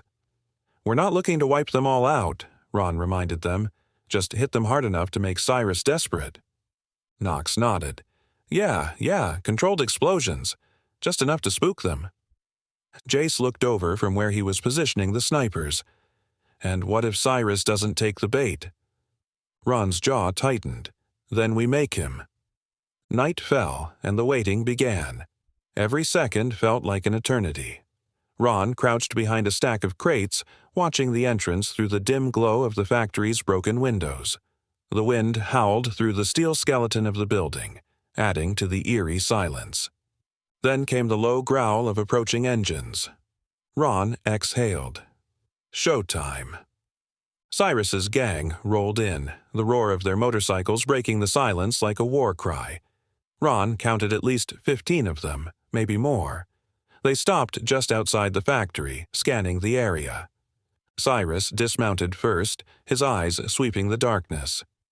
"You really think I'd fall for something this obvious, Ron?" Ron stayed silent, watching. He knew Cyrus would be cautious. One of the bikers motioned to the others, signaling them to spread out. They were checking for signs of an ambush, but Ron had planned for that. A few strategically placed supplies, empty crates, old weapons, half-burned maps, gave the illusion of a recently abandoned hideout. Cyrus stepped forward. "You think blowing up that bunker ends this?" "I don't need the bunker, Ron. I just need what was inside." Ron's grip on his rifle tightened. Cyrus didn't know the full truth. That meant Ron still had an edge. Jace's voice crackled in his earpiece. "They're spreading too far. If we're going to spring this, we need to do it now." Ron took a breath. "On my mark." He watched as Cyrus moved further into the building, his men following. Just a few more steps. Then Ron whispered, "Now." Carter triggered the first explosion. A fireball erupted from the far end of the factory, sending debris flying. The Reapers immediately panicked, scrambling for cover. Jace and the snipers fired, targeting the bikers who had spread too thin. Knox and Carter unleashed suppressing fire from the windows, pinning down those still standing. Ron moved like a ghost in the chaos, weaving between the shadows. He took down one biker with a clean shot to the leg, another with a strike to the throat. Cyrus, however, didn't run. He stood in the middle of the firestorm, unfazed. Instead of retreating, he grinned. Then Ron saw it. The device in Cyrus's hand. "Fall back!" Ron shouted. A deafening explosion ripped through the factory. The shockwave sent Ron sprawling, his ears ringing. Dust and smoke filled the air, blinding him. Through the haze, he saw Cyrus walking toward him, gun in hand. "You think you're the only one who can set traps?" Cyrus sneered. Ron rolled behind a crate just as bullets ricocheted around him. He pressed a hand to his side. Blood. The blast had torn through his jacket, but it wasn't deep. Jace's voice came through the earpiece, shaky but determined. "Ron, we need to regroup." Ron gritted his teeth. "No, we end this now." The factory was a war zone. Gunfire echoed through the halls, shouts and screams mixing with the roar of flames.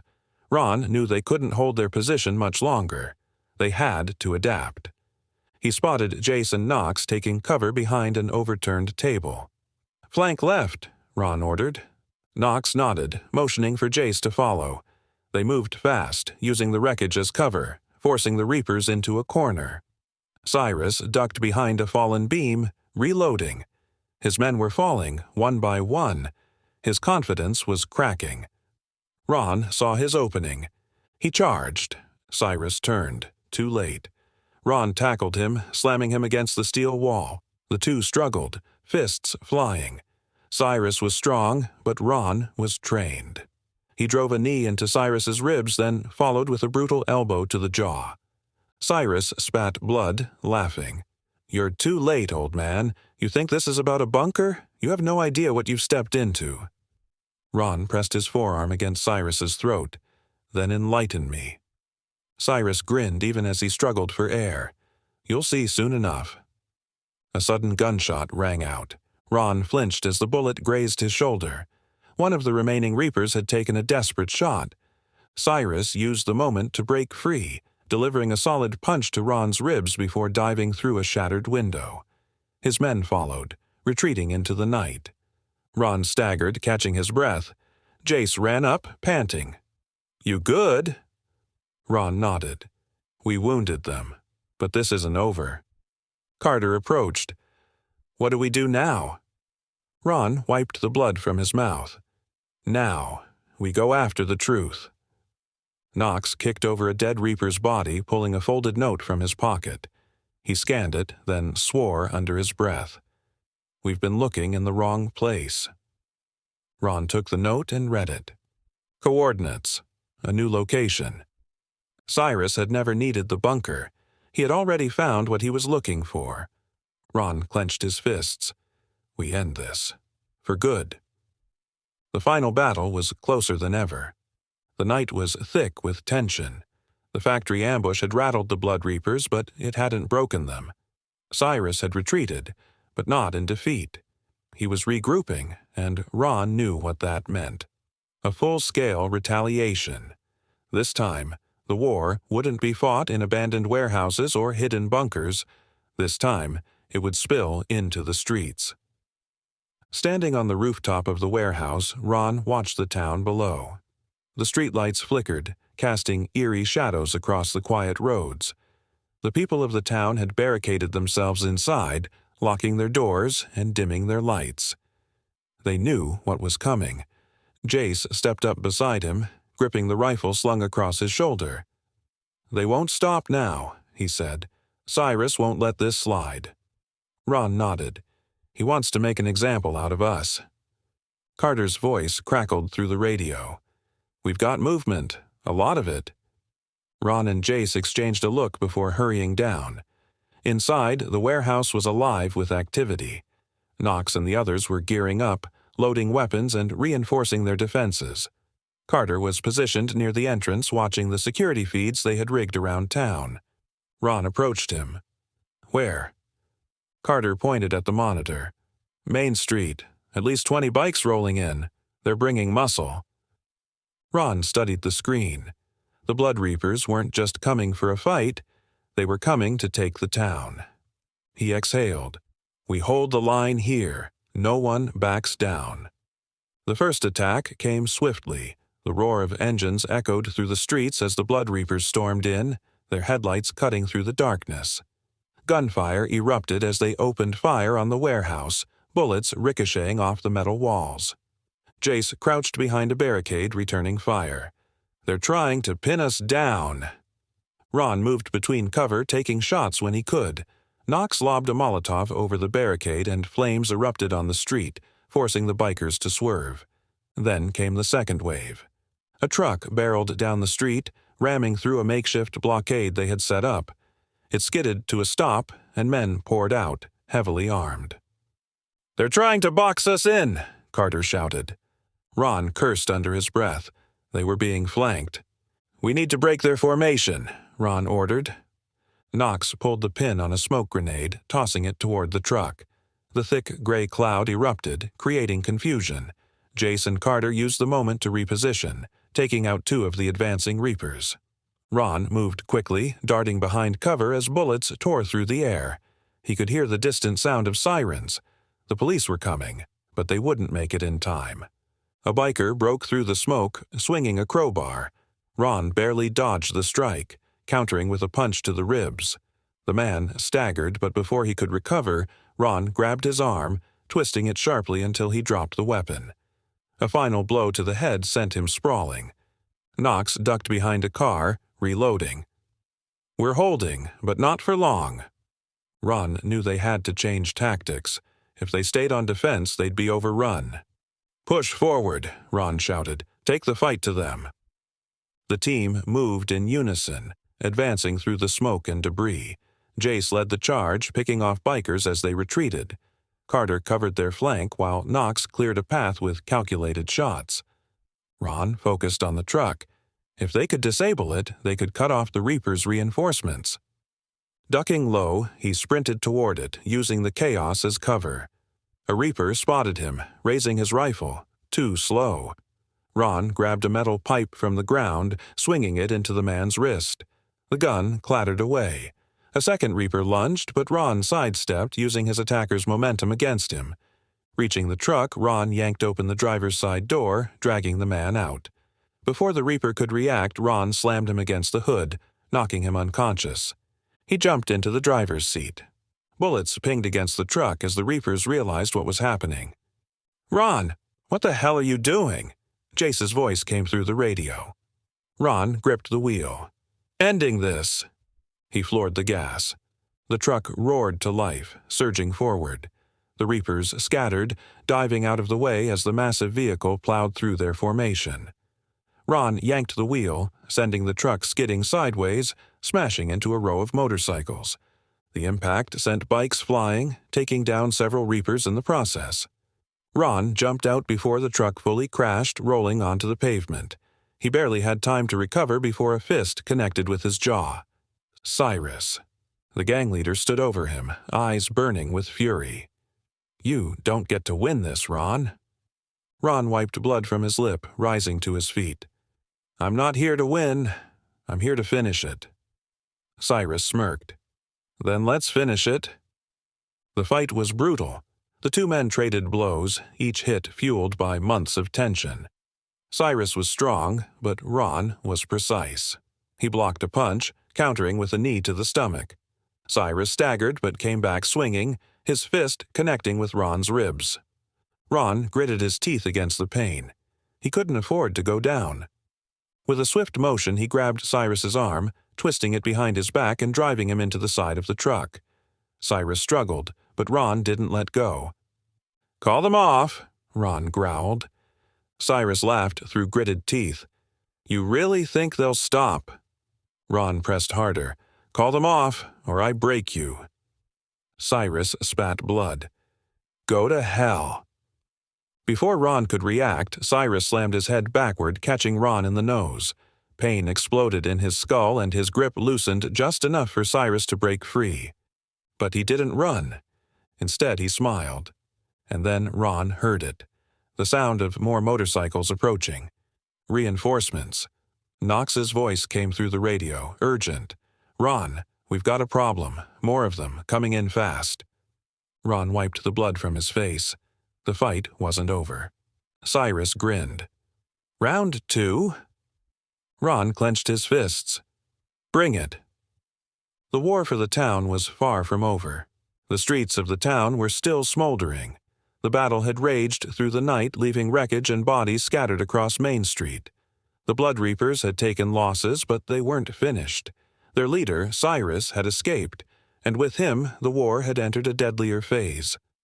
Ron sat at the warehouse table, pressing a cloth to his bleeding forehead. The others were quiet, exhausted. Knox paced near the door while Jace cleaned his rifle. Carter sat across from Ron, watching him. "This isn't over," Carter muttered. Ron exhaled. "No, it's not." Knox shook his head. "Cyrus won't stop.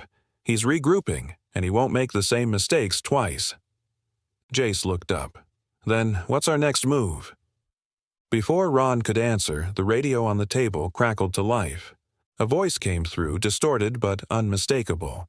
It wasn't Cyrus. It was someone else. "Ron." The voice was low, menacing. "I think it's time we talk." Ron leaned forward, his jaw tightening. "Who is this?" "You already know," the voice replied. "They call me Dagger." Knox cursed under his breath. "Dagger! He's Cyrus's second in command." Ron knew the name. Dagger wasn't just a lieutenant, he was a killer. If Cyrus was the brains, Dagger was the executioner. "Talk," Ron said. Dagger chuckled. "I'll keep this simple.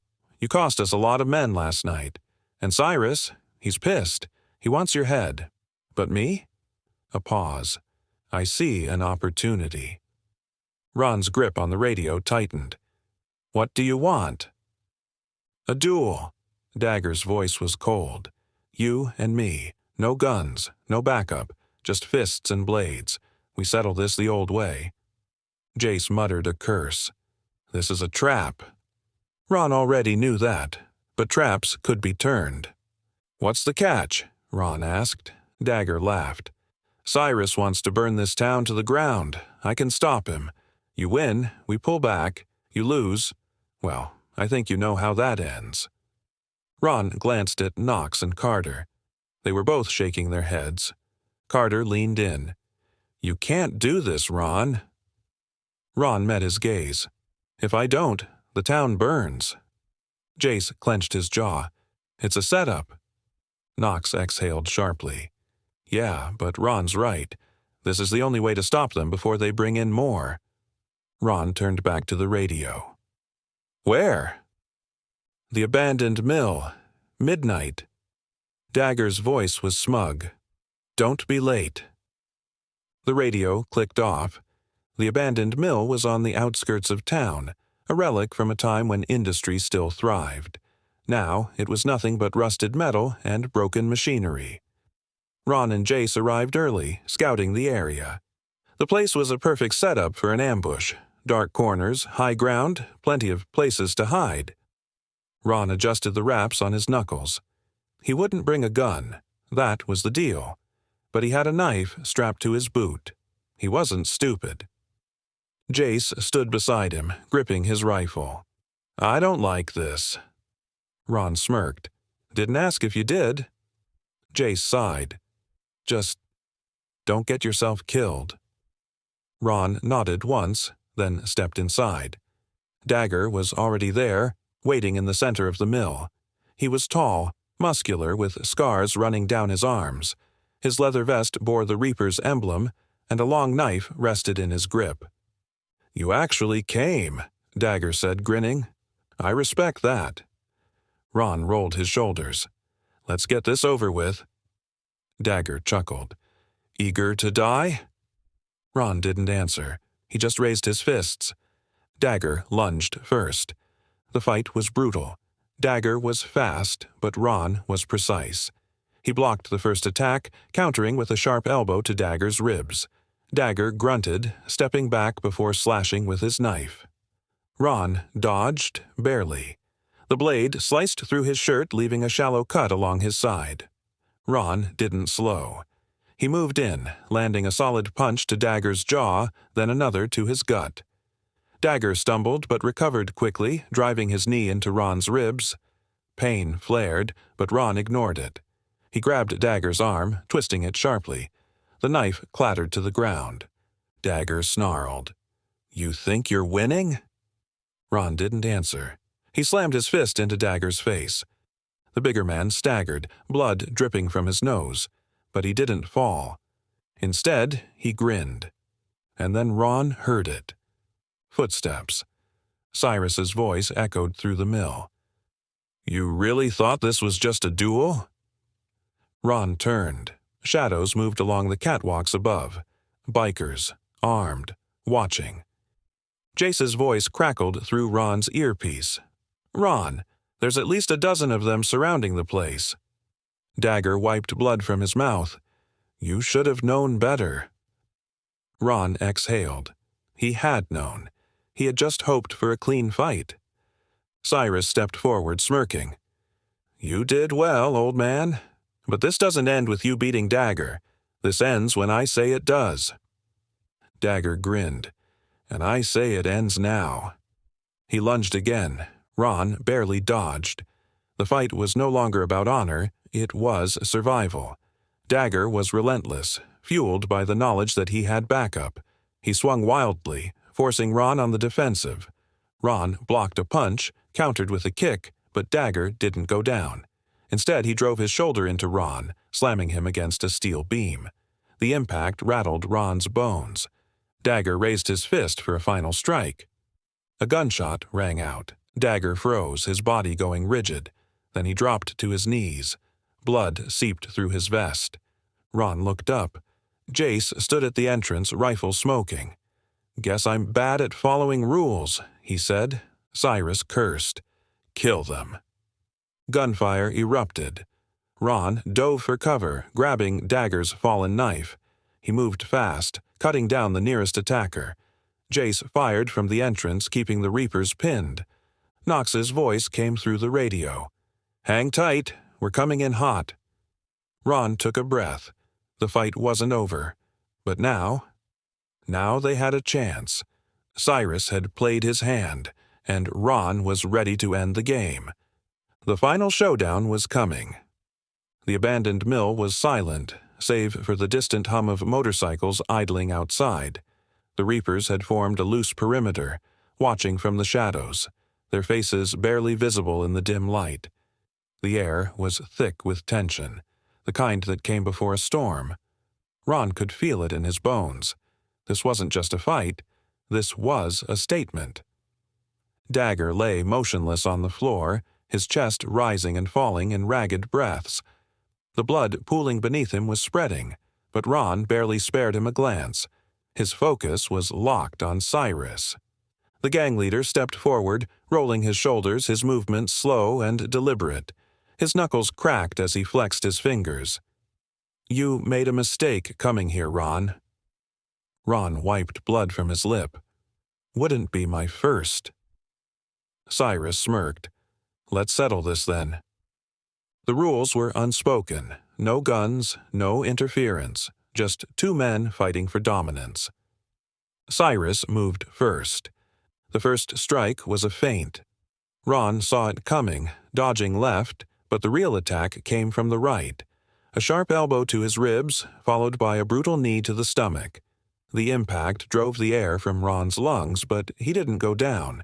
He countered with a quick jab, catching Cyrus in the jaw. The gang leader staggered back, shaking his head with a grin. "Not bad," Cyrus muttered. "Still got some fight in you." Ron didn't reply. He was already moving. He ducked low, aiming a punch at Cyrus's ribs, but Cyrus caught his arm, twisting it painfully. Ron grimaced, using the momentum to roll out of the hold, landing a solid kick to Cyrus's knee. Cyrus grunted but stayed upright. His eyes darkened. The real fight had begun. The blows came fast, each one harder than the last. Ron could feel his body bruising, his muscles aching with every movement. He knew he was older, slower, but he had experience. He had fought men like Cyrus before, men who thought brute strength was enough to win. Cyrus swung wide. Ron ducked. He drove his fist into Cyrus's ribs, once, twice. Cyrus gasped, but instead of retreating, he grabbed Ron by the collar and slammed him against a rusted steel beam. Stars exploded behind Ron's eyes. The Reapers cheered. Cyrus pressed his forearm against Ron's throat. "You don't get it, do you?" he whispered. "This isn't about me." Ron gritted his teeth, forcing himself to stay conscious. "Then what is it about?" Cyrus smirked. "You'll find out soon enough." Ron didn't hesitate. He drove his knee into Cyrus's stomach, twisting free from the hold. As Cyrus staggered back, Ron delivered a crushing right hook to his jaw. Cyrus fell to one knee. The cheering stopped. Ron didn't waste time. He grabbed Cyrus by the collar and pulled him up. "Call them off." Cyrus spat blood. "Not happening." Ron slammed him against the beam again. "Call them off." Cyrus's eyes flickered with something. Fear, maybe, or defiance. Then he laughed. A low, hollow sound. "You really think this ends with me?" he rasped. "You think I'm the top of the chain?" Ron's grip tightened.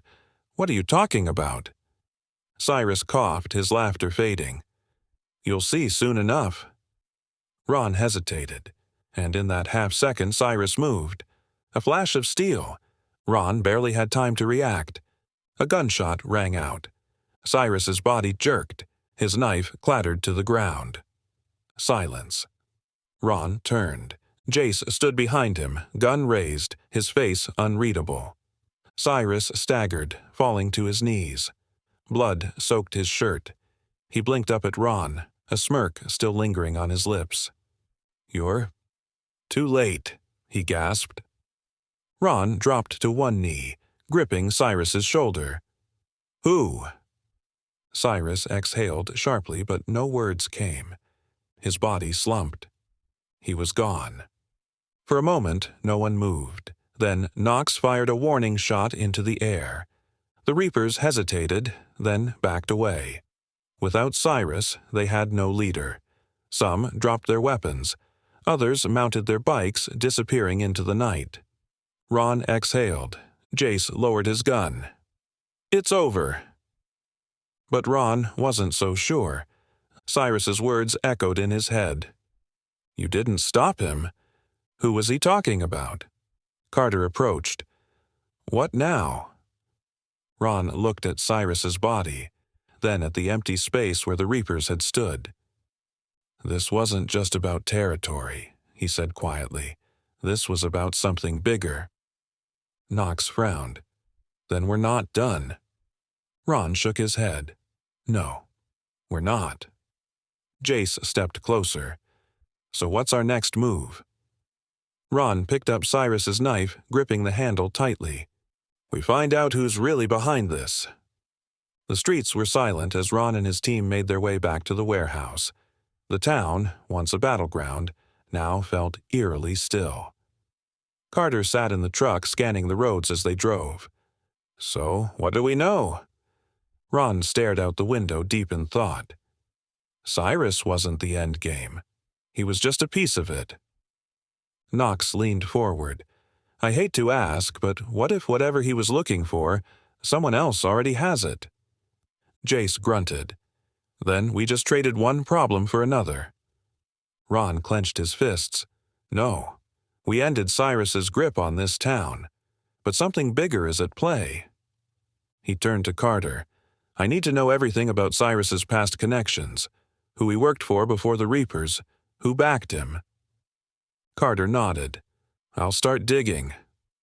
Ron exhaled. He had thought this war would end with Cyrus. But now, he wasn't so sure. Back at the warehouse, Knox tossed a blood-stained rag onto the table. "So, what now?" Ron ran a hand through his hair, the weight of the past weeks settling in. "Now?" He looked at the knife in his hands, the one Cyrus had tried to use. "Now, we find out who's pulling the strings." The real enemy was still out there. The air inside the warehouse was thick with tension. The battle with Cyrus had ended, but something about his final words gnawed at Ron's mind. He wasn't the top of the chain. That meant someone else was pulling the strings. Someone bigger. Someone smarter. Ron sat at the table, staring at the blood-stained knife he had taken from Cyrus. It was old, its blade worn, but still deadly. Not just any street weapon. It had an insignia carved into the handle, a crest Ron had seen before. Carter noticed his expression. "What is it?" Ron ran a thumb over the carving. "I've seen this before. A long time ago." Knox leaned in, studying the insignia. "Looks military." Ron nodded slowly. "Because it is." The room fell silent. Jace frowned. "You're telling me Cyrus was working for the military?" "Not exactly." Ron exhaled.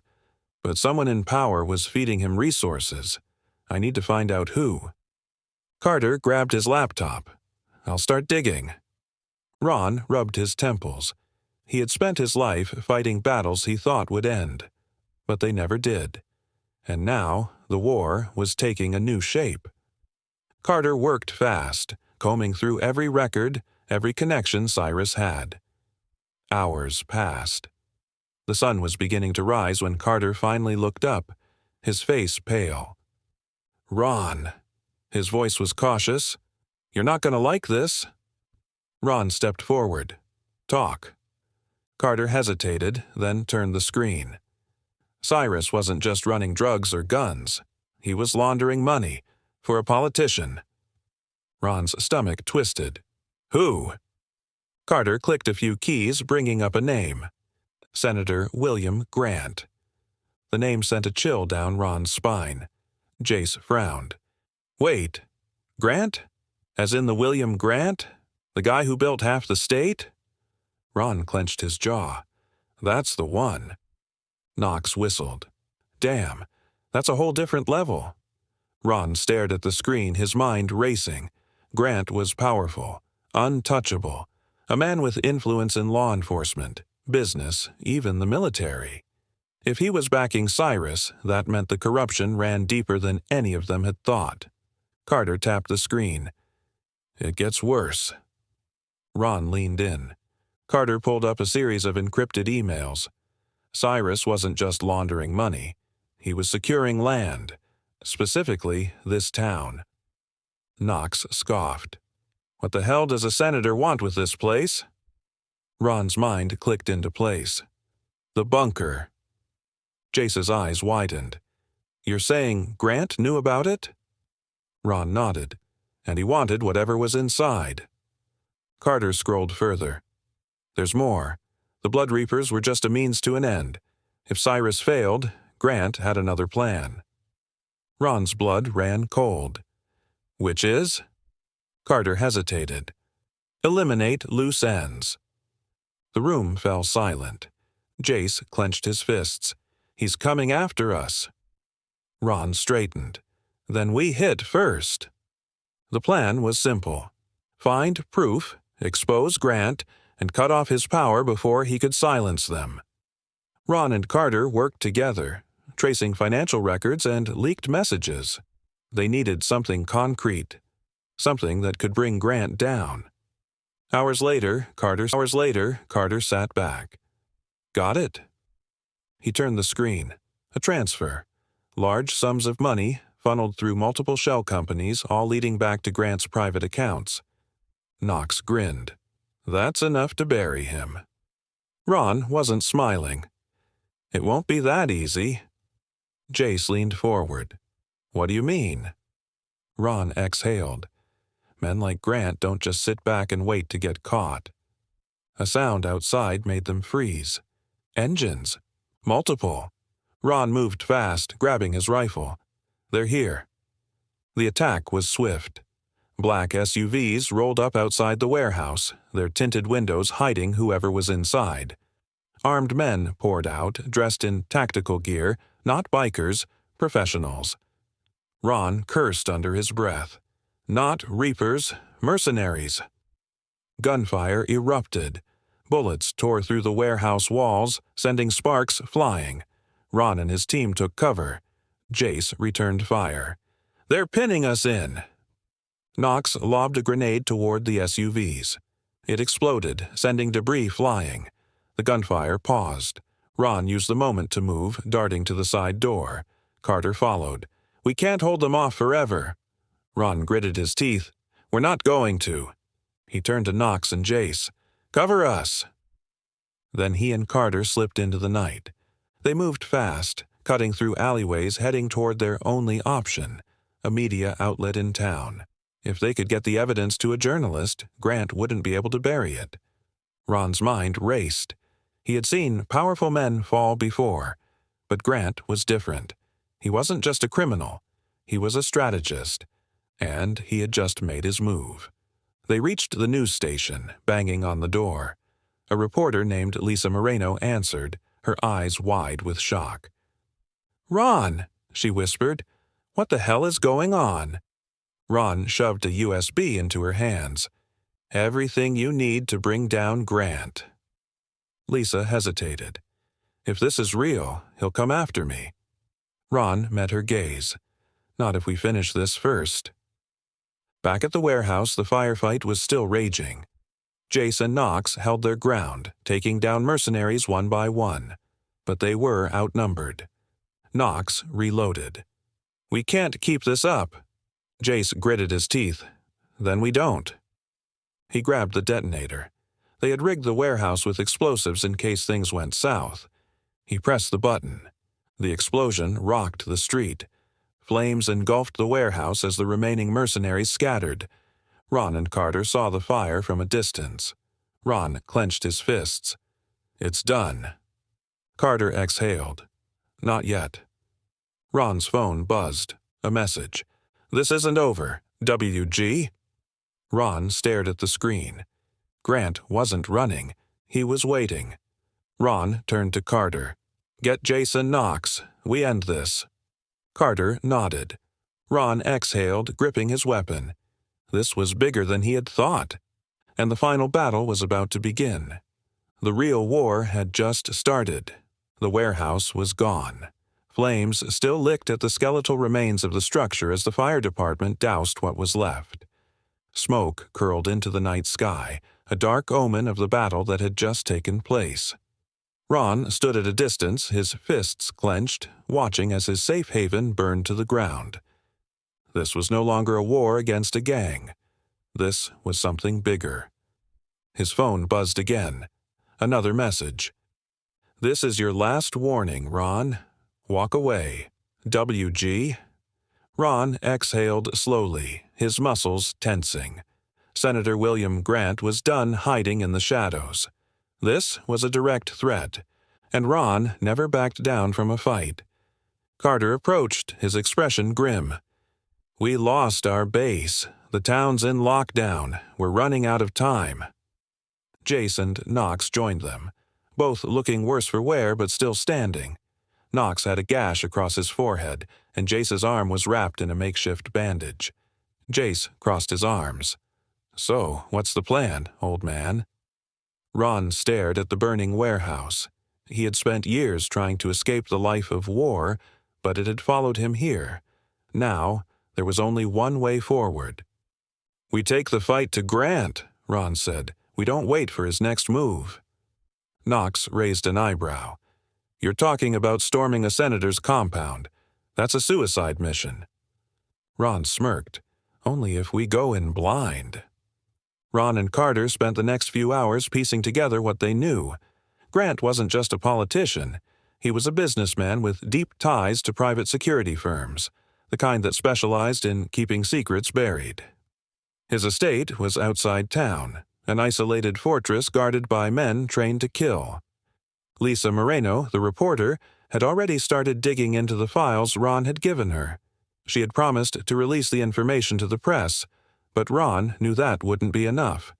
Men like Grant controlled the system. They didn't fear exposure. They feared power. They needed more than just evidence. They needed to cripple him. Jace tapped the map on the table. Grant's estate is a fortress. High walls, surveillance everywhere, a full security team. He exhaled. Getting in won't be easy. Ron nodded. "Which is why we hit him where he's weakest." Knox leaned in. "And where's that?" Carter smirked. "His money." Grant's financial hub wasn't at his estate. It was in the city, an offshore holding company disguised as a real estate firm. It was the backbone of his entire operation. Take that down, and Grant would lose everything. The plan was simple: infiltrate the building, extract every bit of information, and erase his financial empire in one sweep. The problem? It was guarded like a bank vault. Ron adjusted his tactical vest. "We go in fast, no distractions. In, out, and gone before they even realize what happened." Knox grinned. "Just like old times." Jace checked his rifle. "Let's do this." Midnight. The city was quiet, but the building was alive with security. Armed guards patrolled the perimeter, cameras scanned every entry point. Ron and his team moved through the shadows, their movements precise. Jace and Knox took position on the roof, disabling the external security systems. Carter worked from the van, hacking into the building's network. "Security's looping," Carter whispered through the comms. "You've got a 10-minute window." Ron signaled to Jace. "Move." They entered through the service entrance, sweeping the hallways. The air was thick with tension. Every step had to be calculated. Inside the server room, Carter's voice crackled in their earpieces. "I'm in. Downloading everything now." Ron scanned the screens. Bank accounts, offshore transfers, government bribes. Everything they needed to destroy Grant was right there. Then the alarms blared. "Damn it," Carter cursed. "They're on to us." Knox pulled his gun. "We need an exit. Now!" Guards stormed the building. Ron fired first, taking down the lead officer. The team moved as one, clearing a path through the corridors.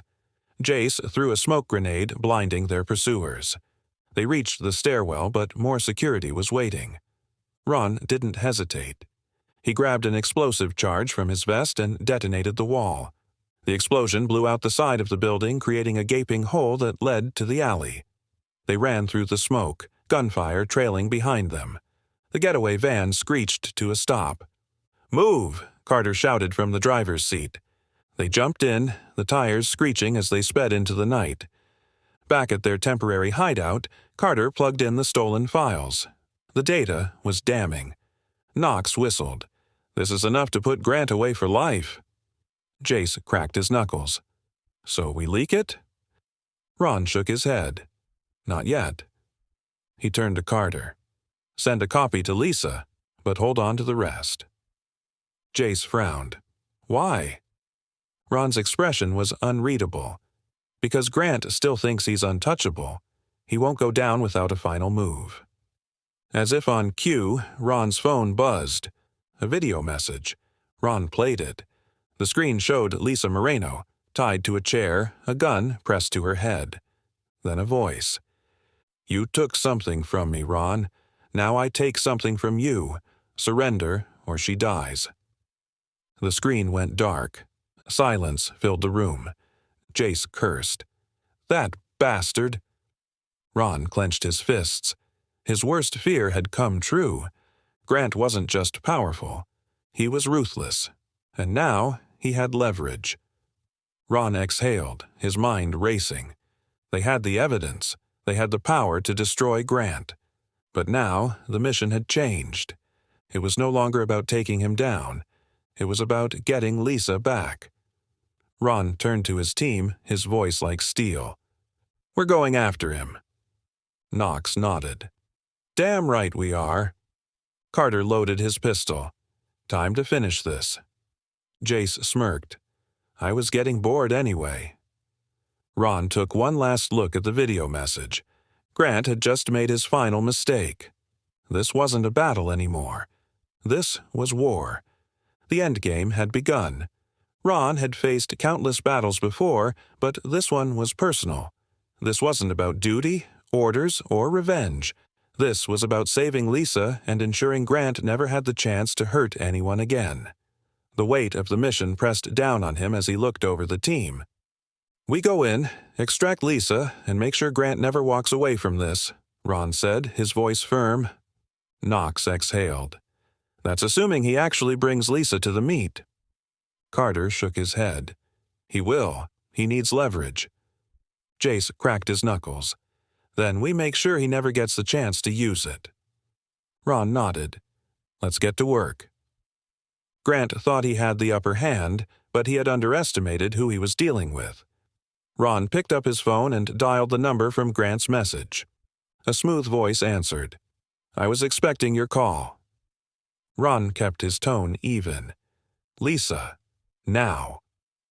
Grant chuckled. "Patience, old man. You'll get her, if you cooperate." Ron smirked. "You think you're in control here?" A pause. Then Grant sighed. "Fine. Midnight. The old airstrip south of town. Come alone." Ron's jaw tightened. "If Lisa's not there, I walk." Grant chuckled. "You won't." The line went dead. Ron turned to the team. "We have a location. Now we set our own rules." Ron knew better than to walk into a trap blind. Knox took position on a ridge, his sniper rifle ready. Carter monitored from a hacked security feed. Jace and Ron moved toward the airstrip under the cover of night. A single black SUV sat in the center of the airstrip, headlights casting long shadows. Lisa was tied to a chair just beside it. Ron stepped forward.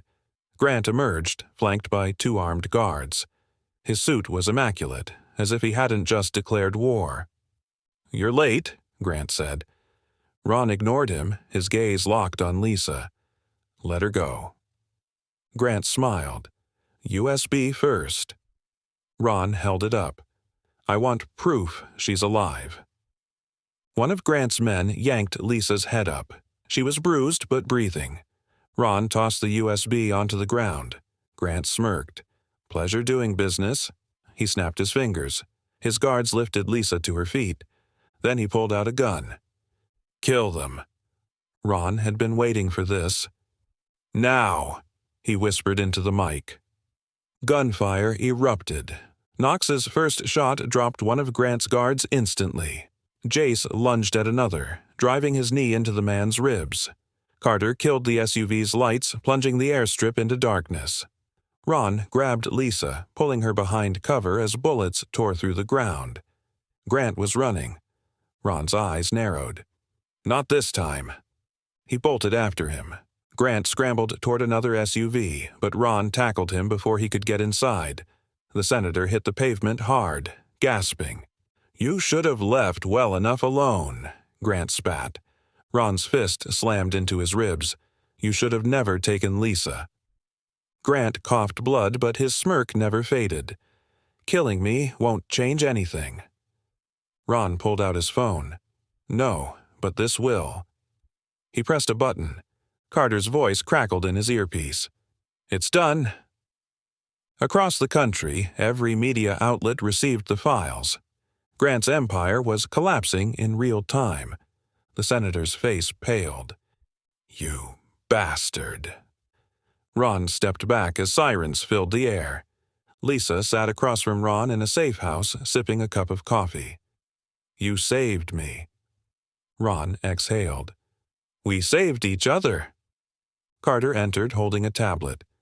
"Grant's done. His allies are scattering." Jace leaned back. "So, we actually won?" Knox smirked. "Damn right we did." Ron stared at the horizon. "Now, we start living." The war was over, but the legend would remain. The dust had barely settled from the confrontation at the airstrip, but Ron knew it wasn't over. Grant had been taken into custody, but the real enemy, the ones who had backed him, funded him, and ensured his rise to power, were still in the shadows. Ron sat at the safe house, staring at the map spread across the table. Lisa, Carter, Knox, and Jace were gathered around him. "This isn't over," Lisa said, breaking the silence. "Grant was just a pawn. Someone bigger was pulling the strings." Carter nodded. "The files we leaked put a dent in their operations, but they're already regrouping. And I found something buried in Grant's personal logs." He slid a tablet toward Ron. On the screen was a heavily encrypted file. Knox whistled. "That looks like a whole lot of bad news." Carter tapped the screen. "I cracked part of it. There's a meeting happening in 2 days, a high-level gathering of the real players." Ron's jaw tightened. "Where?" Carter looked up. "A private estate in Black Ridge Valley." Lisa sucked in a breath. "That's a fortress." Ron exhaled. "Then we're breaking in." The team split up. Carter worked on hacking into the estate's security system while Knox and Jace scouted the location. Lisa gathered blueprints tracing every possible entry point. Jace returned first. "Guards everywhere, not just mercenaries, ex-military." Knox set his rifle down. "And they've got drones." Ron frowned. "That means we can't sneak in. We need a distraction." Lisa pulled up the blueprint. "There's a delivery entrance in the south wing. Heavily monitored, but it's the only way that isn't guarded like a military base." Carter smirked. "We could always hijack a supply truck." Jace grinned. "I like that plan." Ron nodded. "We move at dusk." The truck rumbled toward the estate's back entrance, its tires crunching on gravel. Inside the cargo hold, Ron, Jace, and Lisa crouched low, weapons ready. Carter sat in the driver's seat, wearing a stolen security uniform. The guard at the gate approached. "Papers." Carter handed over a forged manifest, keeping his face neutral. The guard scanned it. "You're late." Carter shrugged. "Traffic." The guard eyed him for a long moment, then waved them through. Inside the estate, the truck came to a stop. Ron signaled the team. "Go." They slipped out of the cargo hold, disappearing into the shadows. The interior was lavish, marble floors, crystal chandeliers. But the opulence masked something darker. Armed men patrolled the halls, and security cameras monitored every entrance. Carter whispered in his earpiece, "We've got 5 minutes before the next patrol." Ron led the way, moving quickly. They found an empty office and locked the door behind them. Lisa tapped into the estate's private server. "I'm in." On her screen, live feeds of security footage appeared. Knox whistled. "That's a lot of bad guys." Lisa pointed to a section of the blueprint. "This room here, it's where the meeting is happening." Ron studied the layout. "Then that's where we need to be." The team moved toward the conference room, weaving through the corridors undetected. When they reached the door, Ron pressed against it, listening. Inside, voices spoke in hushed tones. "Too much exposure. Grant's arrest complicates everything." Another voice. "We'll recover. The funds are still secure. The operation continues." Lisa's eyes widened. "They're talking about continuing what Grant started." Ron's grip tightened on his gun. "We need to end this." Jace placed a charge on the door. Ron whispered, "On my signal." The door exploded inward.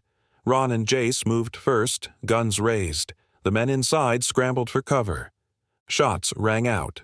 One by one, they fell. Ron grabbed one of the men by the collar. "Who's in charge?"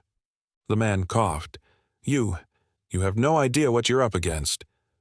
Ron didn't hesitate. He fired. The alarms blared. The estate was in chaos. Security teams swarmed the corridors. Knox's voice crackled over the radio. "You've got hostiles closing in fast." Ron led the team through a side exit. The truck was still running. Jace covered their flank. "Move!" They jumped into the vehicle as bullets pelted the frame. Carter floored it. They tore through the gates, leaving destruction in their wake. Hours later, they regrouped in a safe house. Lisa exhaled. That was close. Ron looked at Carter. "Did you get everything?" Carter nodded. "More than enough to finish this." Ron stared at the files. This war wasn't over. Not yet. The battle for justice had just begun. Ron sat at the head of the safe house's worn-out table, a deep furrow in his brow. The documents they had stolen from the Black Ridge Valley estate were spread out in front of him.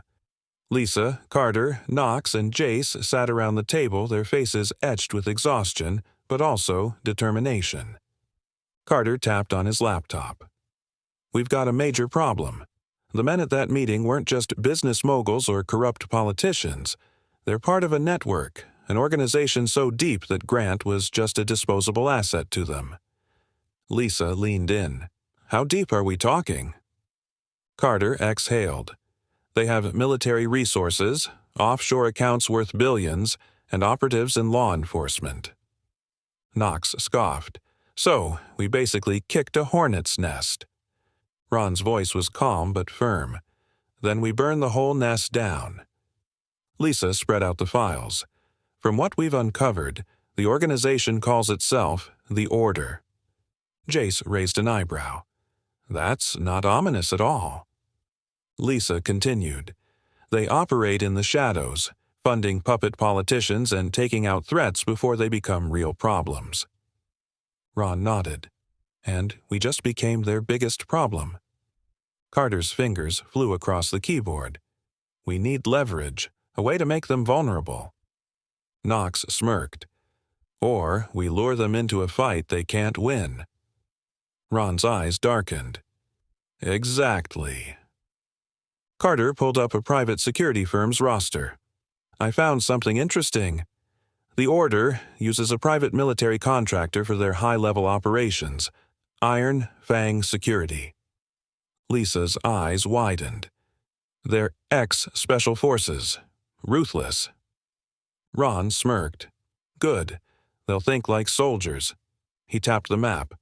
We need to predict their next move. Carter nodded. They'll retaliate. They won't just hunt us down. They'll try to eliminate any evidence linking them to Grant. Lisa sat back. That means going after witnesses, journalists, anyone connected to the leaks. Ron's voice was cold. Then we protect them. The team moved quickly.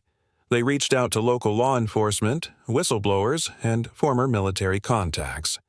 Those who had once been silenced by fear were now ready to fight. Ron stood before a group of recruits, some ex-military, others civilians who had suffered under Grant's rule. If we wait for them to come, we lose, Ron said. We take the fight to them. He broke the group into units, teaching them how to move, shoot, and strategize. Knox chuckled. Feels like old times. Jace grinned. Except this time, we're the rebels. Lisa stepped forward. We're not just fighting back, we're exposing them. Ron nodded. And we start tonight. Carter tracked a key shipment leaving an Iron Fang facility, one carrying weapons and encrypted communications. We intercept it, Ron said. Jace smirked. Sounds like fun. The team set up an ambush along the shipment's route. Knox positioned himself on a ridge with his sniper rifle while Ron, Lisa, and Jace waited along the road. The convoy approached. On my mark, Ron whispered. The first explosion rocked the road. The trucks screeched to a halt. Gunfire erupted. The Iron Fang mercenaries reacted fast, spilling out of their trucks, rifles raised. Ron moved like a ghost, his shots precise. Lisa took cover, picking off targets with efficiency. Jace and Knox provided overwatch, ensuring no one escaped. Within minutes, it was over. Ron stepped over a fallen mercenary and grabbed a briefcase from the back of one of the trucks. This is what we came for. Inside were hard drives filled with encrypted communications.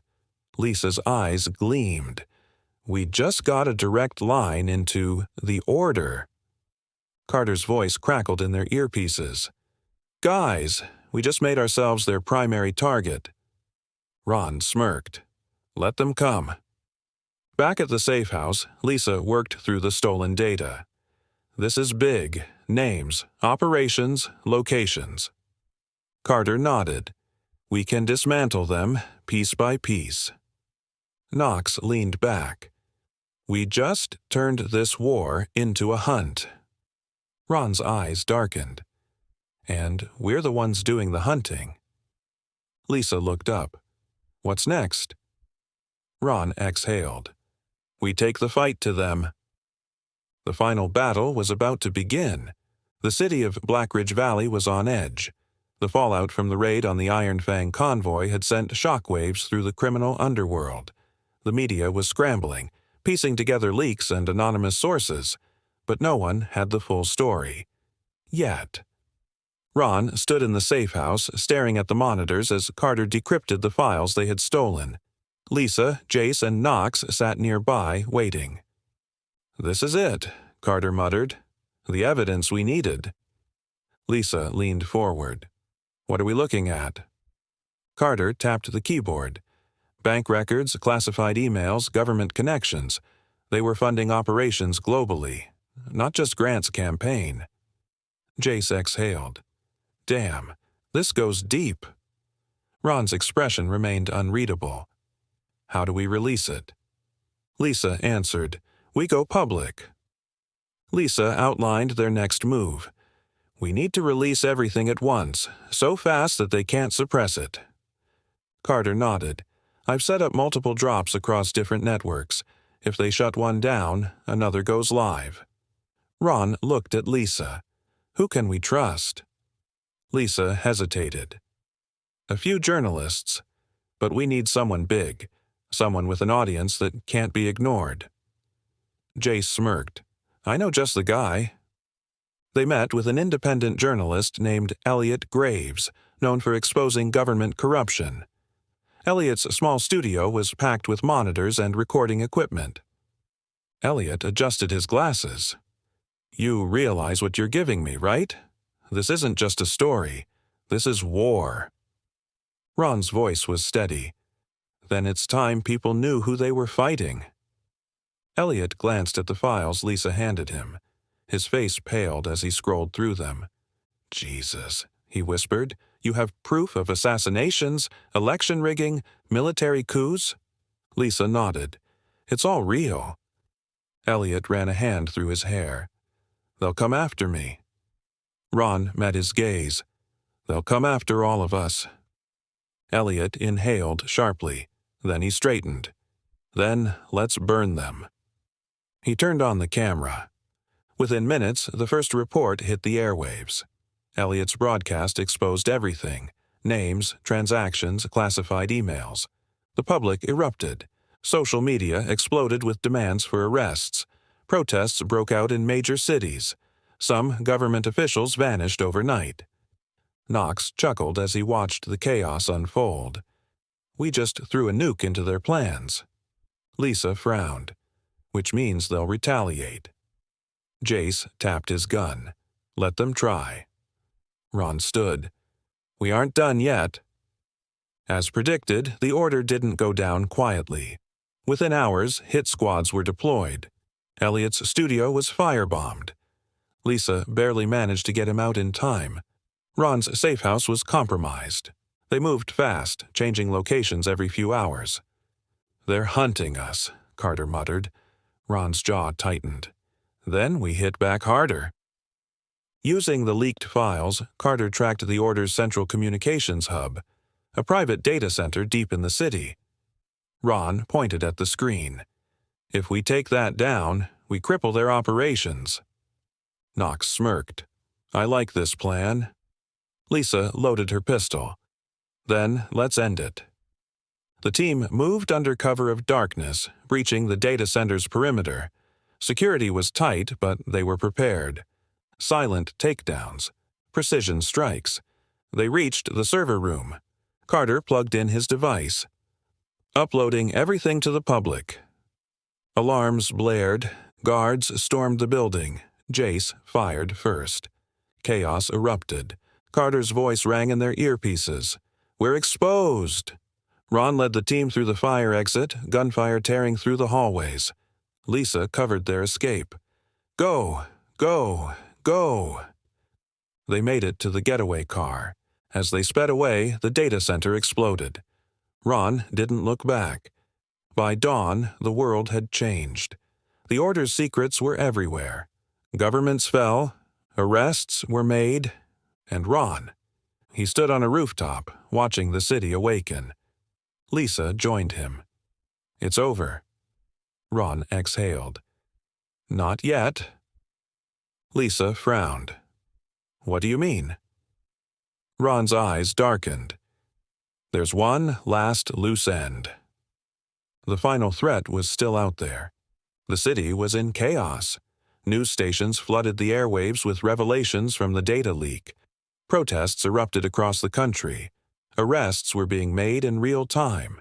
The system that had protected the Order for decades was finally crumbling. But Ron knew the war wasn't over. He sat at the safe house, staring at the remaining files on Carter's laptop. There was one name that stood out.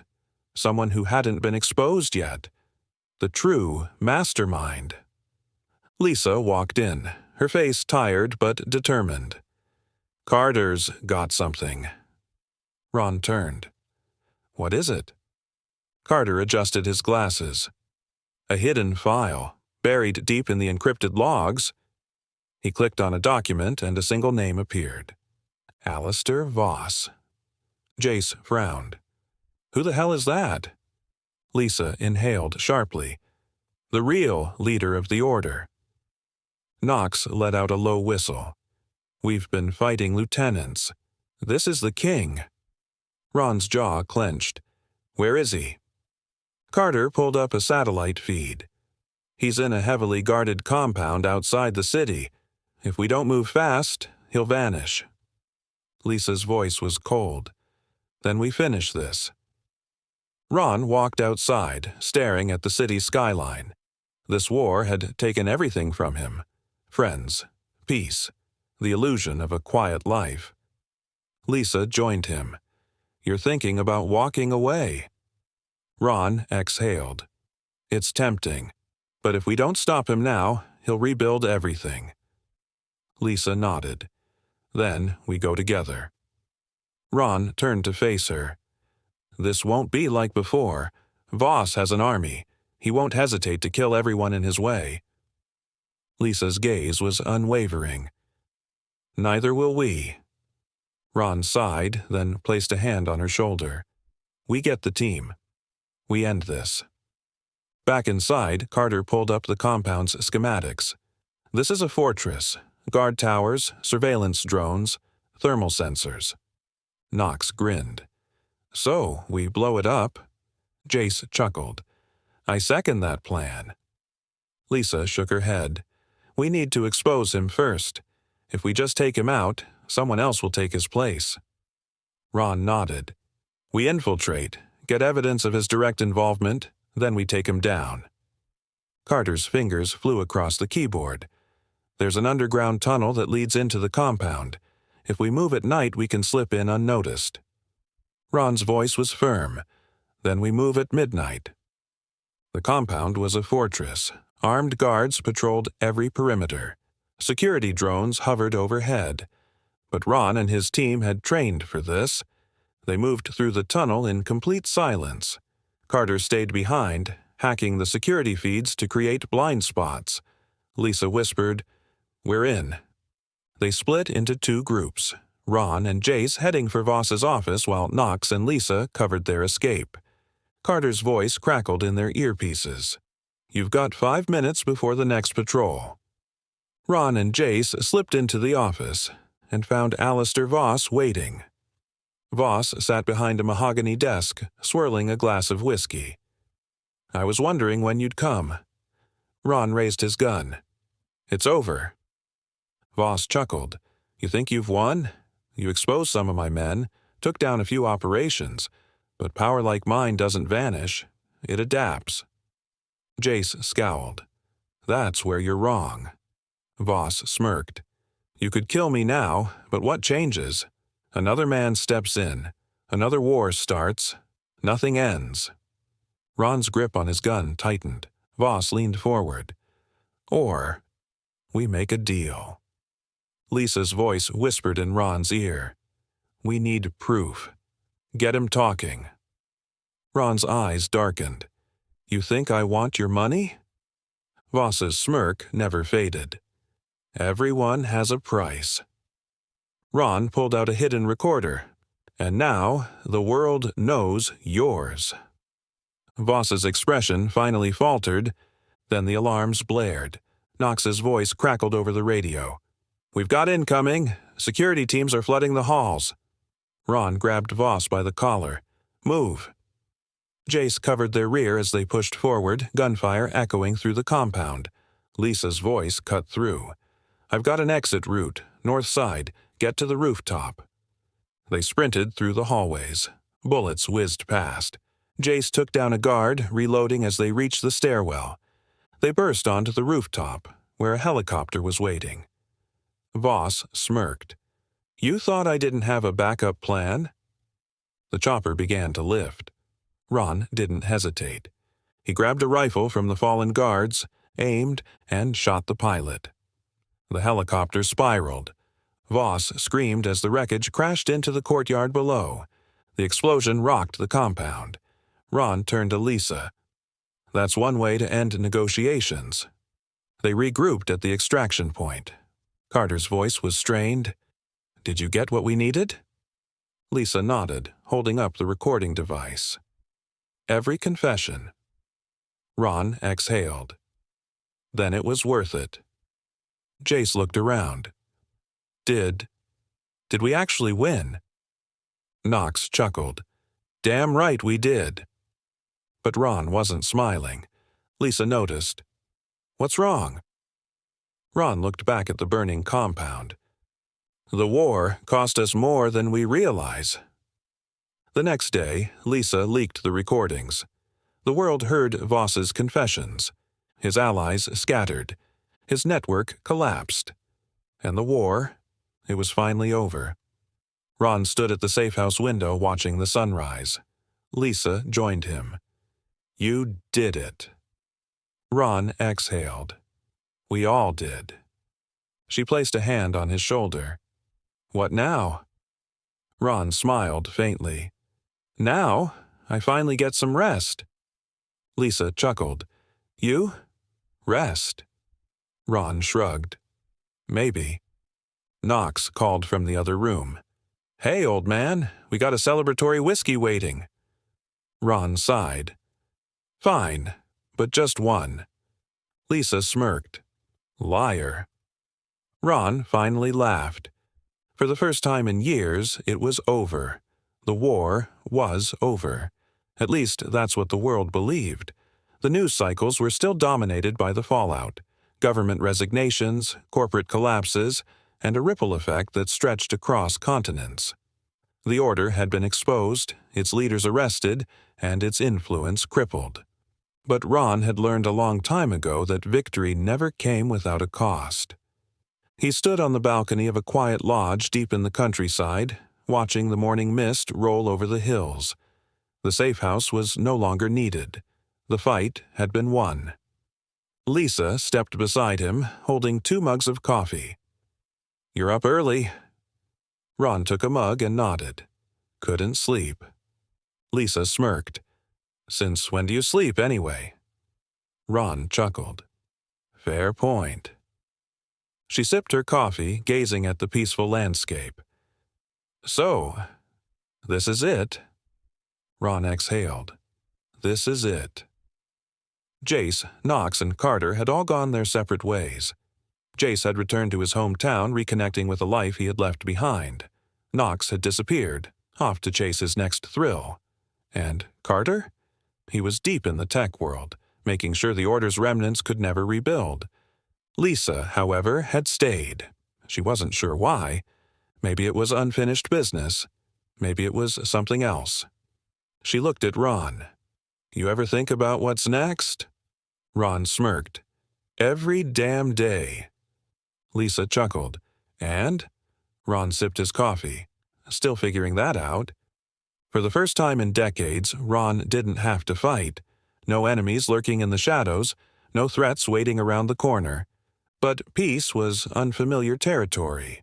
He spent his days fixing up an old barn on the property, chopping wood, and trying to find purpose in the quiet. Lisa, on the other hand, had thrown herself into journalism. The stories didn't stop just because the order had fallen. Corruption still existed. Power still needed to be challenged. One afternoon, she walked into the barn where Ron was working. You should come with me.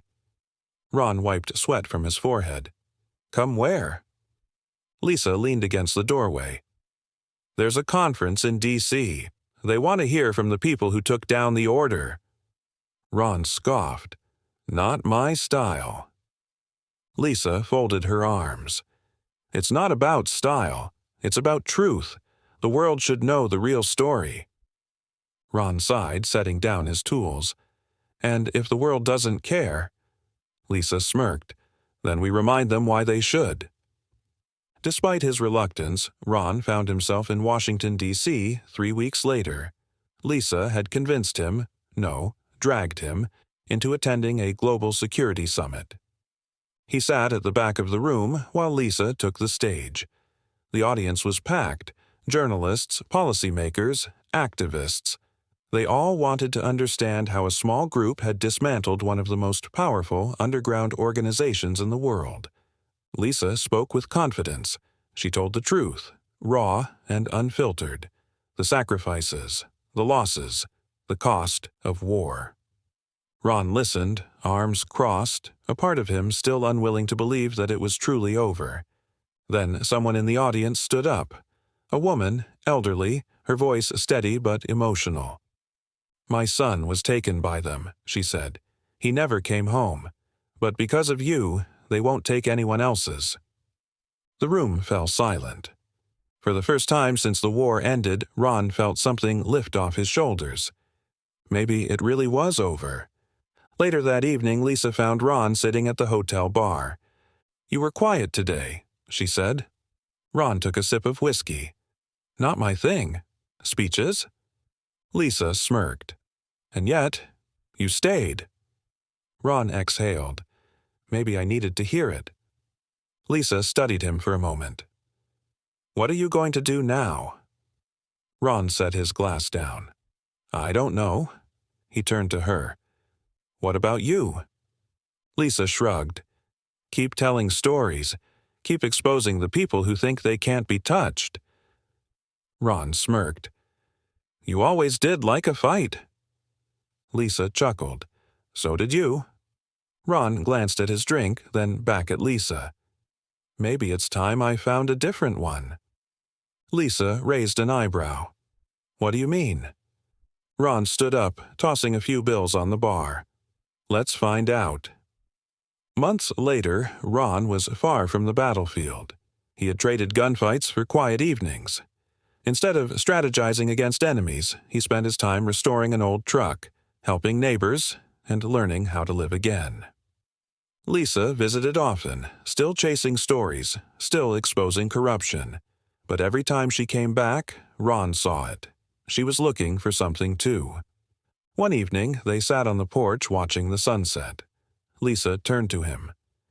Do you miss it? Ron thought for a long moment. Then he shook his head. Not anymore. Lisa smiled. Good. Ron smirked. What about you? Lisa exhaled. Ask me again in a few years. They clinked their glasses together. The war was over, and for the first time in his life, Ron was at peace. The legend ends, but the story lives on. The past never truly disappears. It lingers, woven into the fabric of the present, shaping decisions and haunting memories. Ron had spent his life fighting wars, on foreign soil, in the streets, in the shadows. Now, for the first time, he had the luxury of reflection. He sat on the front porch of his cabin, staring at the sun setting over the horizon. The sky burned with shades of crimson and gold, and for once, he wasn't thinking about the next battle. Lisa stepped outside, handing him a beer. You look like you're thinking too hard. Ron smirked. Maybe I am. Lisa sat beside him. About what? Ron exhaled. Whether it was all worth it. Lisa took a sip of her drink, considering his words. If we hadn't fought, the Order would still be in power. Ron nodded. I know, but we lost a lot along the way. Lisa's voice softened. War always takes more than it gives. Ron stared at the distant tree line. And yet, people keep fighting them. Lisa studied him for a moment. You ever regret it? Ron was quiet for a long time. Then, finally, he shook his head. No, I just wish I'd learned sooner that the fight doesn't end with a bullet. Lisa nodded slowly. Then, maybe that's the lesson. Ron glanced at her. What do you mean? Lisa leaned forward. Maybe the real fight isn't about taking down the enemy. Maybe it's about making sure people never have to fight in the first place. Ron chuckled. That's a hell of a lot harder. Lisa smirked. Since when do you like easy? The world had changed in the months since the Order fell. But corruption wasn't gone. Injustice still existed. Lisa had dedicated herself to exposing it. Her investigative reports had led to arrests, reforms, and, most importantly, awareness. Ron, however, had found a different way. He had started working with veterans, helping those who had been left behind by the very country they had fought for, teaching them how to find purpose beyond war. One afternoon, a young man arrived at the cabin.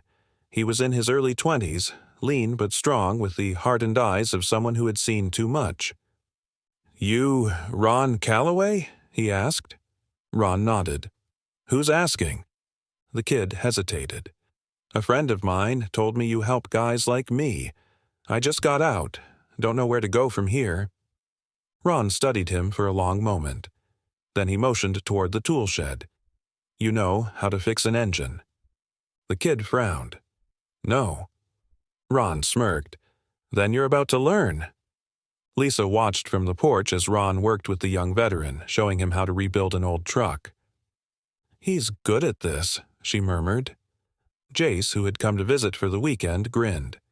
"Yeah, who knew the old man had a soft spot?" Knox chuckled. "Still a hard ass, though." Lisa smirked. "Wouldn't be Ron if he wasn't." Jace turned serious. "You think he'll ever stop looking over his shoulder?" Lisa exhaled. "Maybe. One day." That evening, Ron sat by the fire watching the flames dance. Lisa joined him. She broke the silence. "If you could go back, would you change anything?" Ron didn't answer immediately. He thought about the friends he had lost, the battles he had fought, the choices he had made. Finally, he sighed. "I'd try to fix things before they ever got that bad." Lisa nodded. "And if that wasn't possible?" Ron smirked. "Then I'd do exactly what I did." Lisa smiled. "That's what I thought." They sat in comfortable silence for a while. Then Lisa spoke again. "You ever gonna tell your story?" Ron shook his head. "No need." Lisa raised an eyebrow. "Why not?" Ron looked at her, his expression unreadable. Then he simply said, "Because you already are." Lisa chuckled. "Damn right I am." The world would keep turning. Wars would come and go. Corrupt men would rise and fall. But the lesson Ron had learned, the one he hoped would outlive him, was that fighting wasn't the answer. Preventing the fight before it ever began, that was the real battle. And maybe, just maybe, they had won that one too. As the fire crackled and the night settled around them, Ron finally allowed himself to breathe. He wasn't a soldier anymore. He wasn't a warrior. He was just a man. And for the first time in his life, that was enough.